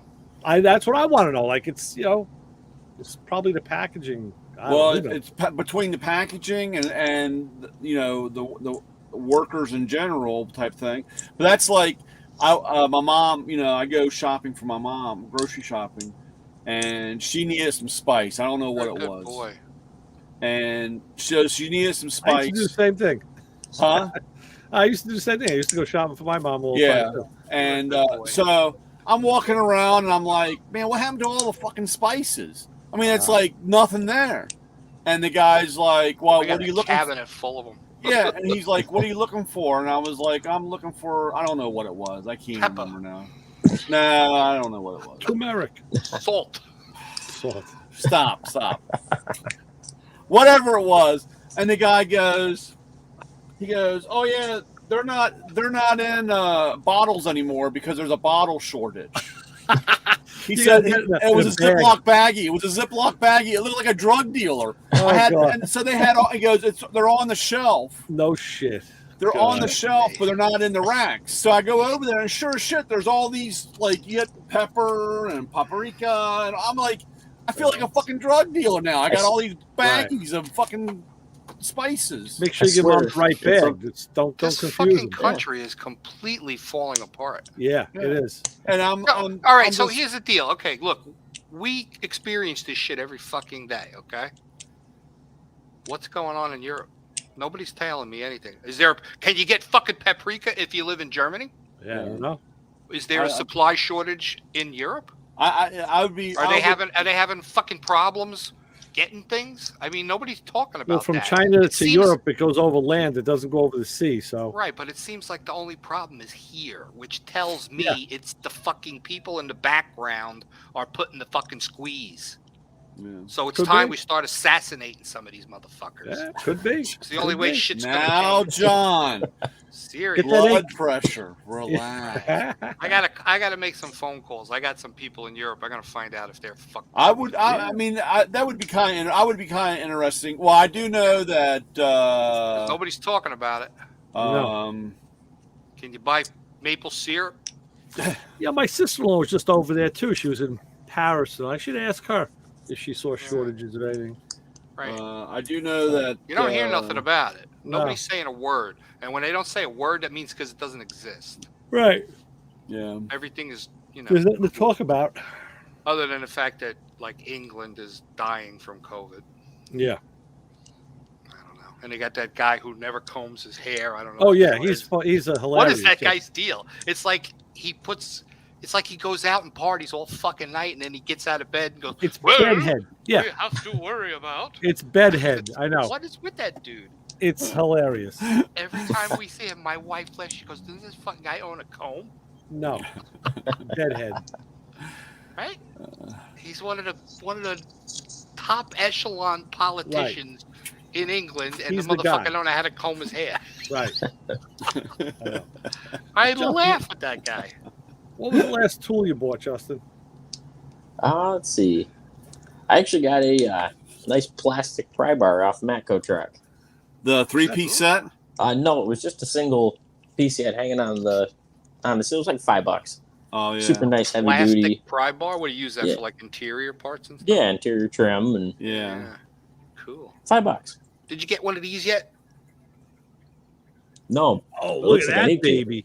Yeah, buddy. Watch it for You your need TIG to- torch, for your TIG. Yeah, you end, need to right? buy this thing, man. It's got that little wheel that spins in there.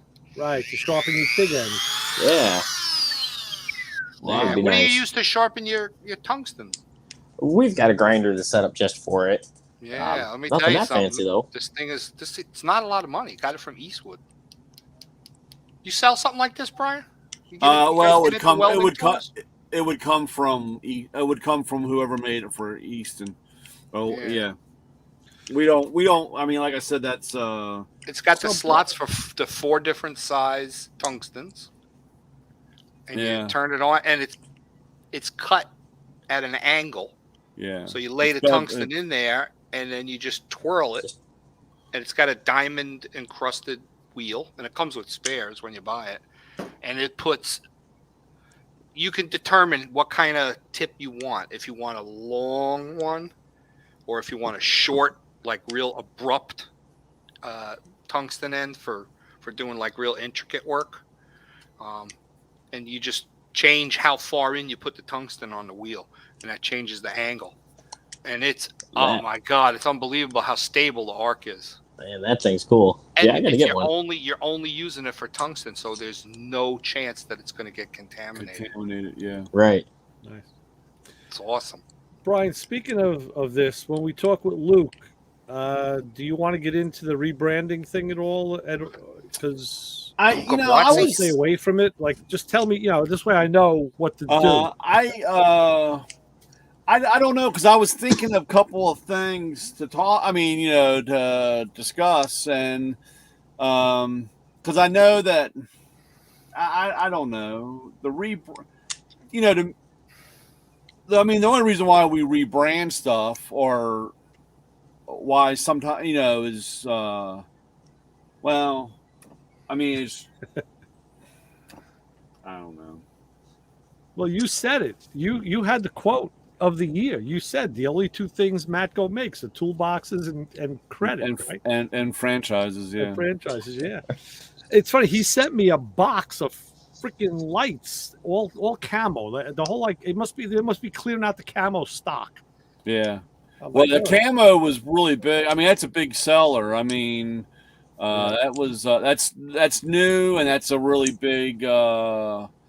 That's why, like I said, our impacts, our cordless impacts, and we've had a few air tools. It's that camo platform is really big right now. Yeah, and like I said, I don't know. I was going to ask you, Ray. I just didn't know how. I didn't, because I know that they do stuff for Snap-on, or the other trucks Snap-on, and they do stuff for Cornwell, and they do stuff for us, and some of the stuff is all just identical, just with a different name or a different color. So where does it actually get branded? Does it go from the manufacturer to someplace else, or do they do it in house? How does that? I don't know. I mean, I don't know. I'm sure that they do it, because we've had this. I don't want to say a problem, but I've pulled stuff out of a box and it said Blue Point. Really? Or I pulled something out of the box and it said Cornwell. Yeah. Or so it is kind of bad when you get a set of sockets and they're shrink wrapped, and then there's one of them in there that says Husky or Craftsman. You know what I'm saying? Right. So it's a hard. It's kind of funny. Actually, I don't have them here. I do have a couple that I've taken out and swap them or trade them. Right. But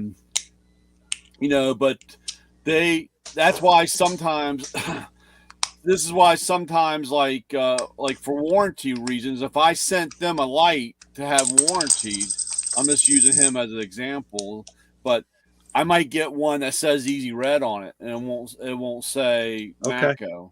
And sometimes that upsets the customer, because in their mind they paid X amount of money for a Matco one, right? And it didn't come with that on, even though it could be the same damn light and there's nothing different. It's just the name on it, right? And sometimes that has we have that problem. Yeah. Well, like I said, some people have problems. I paid you for the name. God damn it! I want the name. Well, and and you're paying a premium, and some guys really want to see that name. And some of the other guys, I mean, some of my Spanish guys, they don't have a problem paying the money for that name, But the biggest problem or the biggest thing with that name is that warranty. So what happens is they get one that doesn't have the Matco brand on it. So if they go to another guy and that guy goes, "Oh, that's not you didn't buy that from Matco." Yeah. And then they're like, "Yeah, I did." Then that's the problem that we have. And because on our Facebook page, all the newbies that get in there, you can walk out there with like brake spreader, the Lyle brake spreader that push back. That was never branded with our name on it. It was always a Lyle part. But a new guy that might not know that the original ones were black before they turned gray, it would say, "Oh, you didn't buy that from us," or "That's not ours." Of course, they piss the customer off, and a lot of us older guys always tell them. That's the fastest way to lose a customer about the warranty. Yeah. Sometimes you gotta eat it, and Sure. And this is the problem that I had years ago. That when everybody was making money. And it clearly states in the catalog, even Snap-on says it. A defect on a part of being broken, broken, like a socket. You can wear a socket out from using it. Yeah. And that's not a defect. You use the life of that tool. Right. And you could blow out a socket by taking a regular socket and sticking it on an impact gun, and then claim, "Oh, this thing cracked." Yeah, but see, if it's cracked, you can warn. That's why I used to break a lot of fucking tools because I would show them. I would even show them in the Snap-on book that you've used the life of this tool. It's not lifetime warranty on that. It was lifetime on defective material. Yeah. So you wore it out, and back you got what you paid for. Back in 2007 or 2008 or whatever that time period, the first little crunch, everybody started getting super picky about the warranty because they were saying that's the life of the tool. We're not going to cover it. And of course, like I said, I sent out a letter and I said, "Look, it was fine and dandy when everybody was making money. Yeah. And you guys had no problem giving up a socket. Now that we've trained these guys that everything is warranted for the life of the tool with that, and then now you're not going to be able to change that, and that's why the troublemaker. Yeah, that's like screwdrivers. They started getting all picky about screwdrivers. About you use this as a pry bar. This wasn't used correctly. I do it all the time. I use them as a pry bar. I use them as a chisel. SK Tools got super picky. They sent out. I don't know if I still have it, but they sent us all 9-page or 15-page thing about improper wear on sockets. So like this was done from an impact. This wasn't hand tools. This wasn't this. And they started telling people. And the biggest problem was, and then we said, "Well, we're not going to buy it from you. I'm not going to sell it." Exactly. And they're like, "Hey, how come you're not buying our stuff?" Well, if you're not going to stand behind it. And I said, when you guys were making double digits in profit, and then the shit hit the fan and you had to suck it up, you wanted to play by the rules now. You can't do that. Mm-hmm. It's true. All right, so I don't know what the hell we're going to talk about on Sunday. We'll let Luke figure it out. I'll just go along for a ride. Ray, like I said, I don't know. We'll figure it out. I don't think it'll be that bad. Yeah. Always does. I'm tired. Yeah, me too. Yeah, we've gone 3 hours and 3 minutes. No, that's a long time. Yeah, there it is, 3:03:14. Yeah, all right. So I guess, I didn't see things. All right, so I guess for Lewis Lee, Ray Guarino with Chassis John, McElwain Bryan, and Justin Airbets, the gasser king of the middle of the country. North something. Not the north. I'm so used to saying the northeast. North Central? Yeah. I'm so used to saying northeast, but I guess it's north central. Yeah. It's cold. get the wind coming in off the Great Lakes, right? Yeah, Hey, lake effect. How much of that bad weather did you guys have? Not a 'Cause fan they of were that. We had wind advisories and everything. Oh yeah, it was yeah. windy as heck today. Yeah, I was watching the news the other night, and they were just talking about there were places in Minnesota that had all those tornadoes sightings or effects that for this late So in crazy December. stuff. This Crazy time of stuff. year, the bad Yeah, weather right Kentucky got before devastated, Christmas. All man. of these people lost everything. Yeah, I think we ended up on a tornado watch when we were down in Indy. Yeah. Friday night. Yeah. Yeah, that got pretty bad. Barb saw this little article thing. Somebody, their house got blown away in Kentucky, and a piece of paper that had their name and address on it wound up like 2 states over. Wow. Talk about airmail. Yeah. Talk about it. Unbelievable, right? Yeah, that's the new thing about the government controlling the weather now. Did you start hearing about the Santa Exactly. They're stuff? doing it on purpose. I know. That's not new. That started when they started seeding the clouds. Right. Yeah, I know, but that came back up. I was pretty entertained about that. Yeah. Yeah. Kind of weird though, because I don't believe in it, but I have seen them do checkerboard patterns here in Tampa. Really? So what is that all about? Yeah. You know? Yeah. Pilots I've are seen bored. it. They want to play hop. They want to play. They're commercial jetliners. Tic-tac-toe. You know, but they're leaving chemtrails. Yeah. And it's kind of weird when they're in an actual pattern. And yeah, you know, I mean, I know my airport. There's 4 main runways, 2 north, 2 south. There's nothing going east or west. So when you see lines going east-west in a grid, you got to say to yourself, "What's going on?" That is strange. Yeah. That's holding pattern. That's holding pattern. Holding pattern's kind of round, oval shaped. Usually, yeah. And the holding pattern for Tampa is you pass the airport and you go to like McDill, and you hang a left and you come back. And if they're not ready to bring you in, you fly past Tampa and you go up almost to Brooksville and you hang another left. It's an oval pattern. I've been stuck in it before. Yeah. And there's nothing else. They don't send you out over the Gulf. It's just boom, boom, boom, boom. Back and forth, back and forth, back and forth.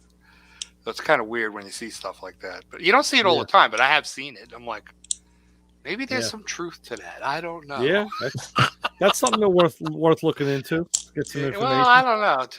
Well, my brain can't handle that bullshit. I got up our way here that we'll get a fog. We'll get a fog coming through, and they say they're doing a burn at Quantico. Oh God, really? Maybe it's a drug burn. I don't know, but right before COVID hit, it was really, really bad here one day, and I mean it was a bad. Does it smell? It's just it was a funny haze, and they were saying that Quantico was doing a burn. Yeah, so we I'm need to control you. So I for the few couple weeks after, I kept counting my toes to make sure I wasn't growing another one. We must control your mind. So it's crazy stuff. Do it through the air and the water. All right, Johnny, what do we say to the guys out in the parking lot waiting to follow me home? Follow me home and you're a dead guy. There you go. You know, I had one of the other guys was covering for Kim 2 weeks ago. He was in the studio with me because he had to do a computer reset as soon as I was done with my break. And, you know, I played the promo and he's like, oh, wow. Those are like, who are they? I'm like, those are all callers that we just stitched together to make the promo. I said, he goes, wow, that's really cool. You really interact like with your audience. I'm like, oh, hell yeah. I said, I'm friends with a lot of these guys. I said, wait till you hear the next one. And it was yours. And I turned and looked at him. He's looking at me like, who is that guy? I'm like, Don't piss him off. I said he's a friend. He was like, "Oh my god!" We're gonna go run out of the studio. That's crazy. Yeah. All right. So, all right, fellas. We'll see you next week. All right, guys. Yeah, man. Have a good Talk Friday. to See you later. Talk to you soon. Let's try this. End the broadcast. 3, 2, 1. Okay, now.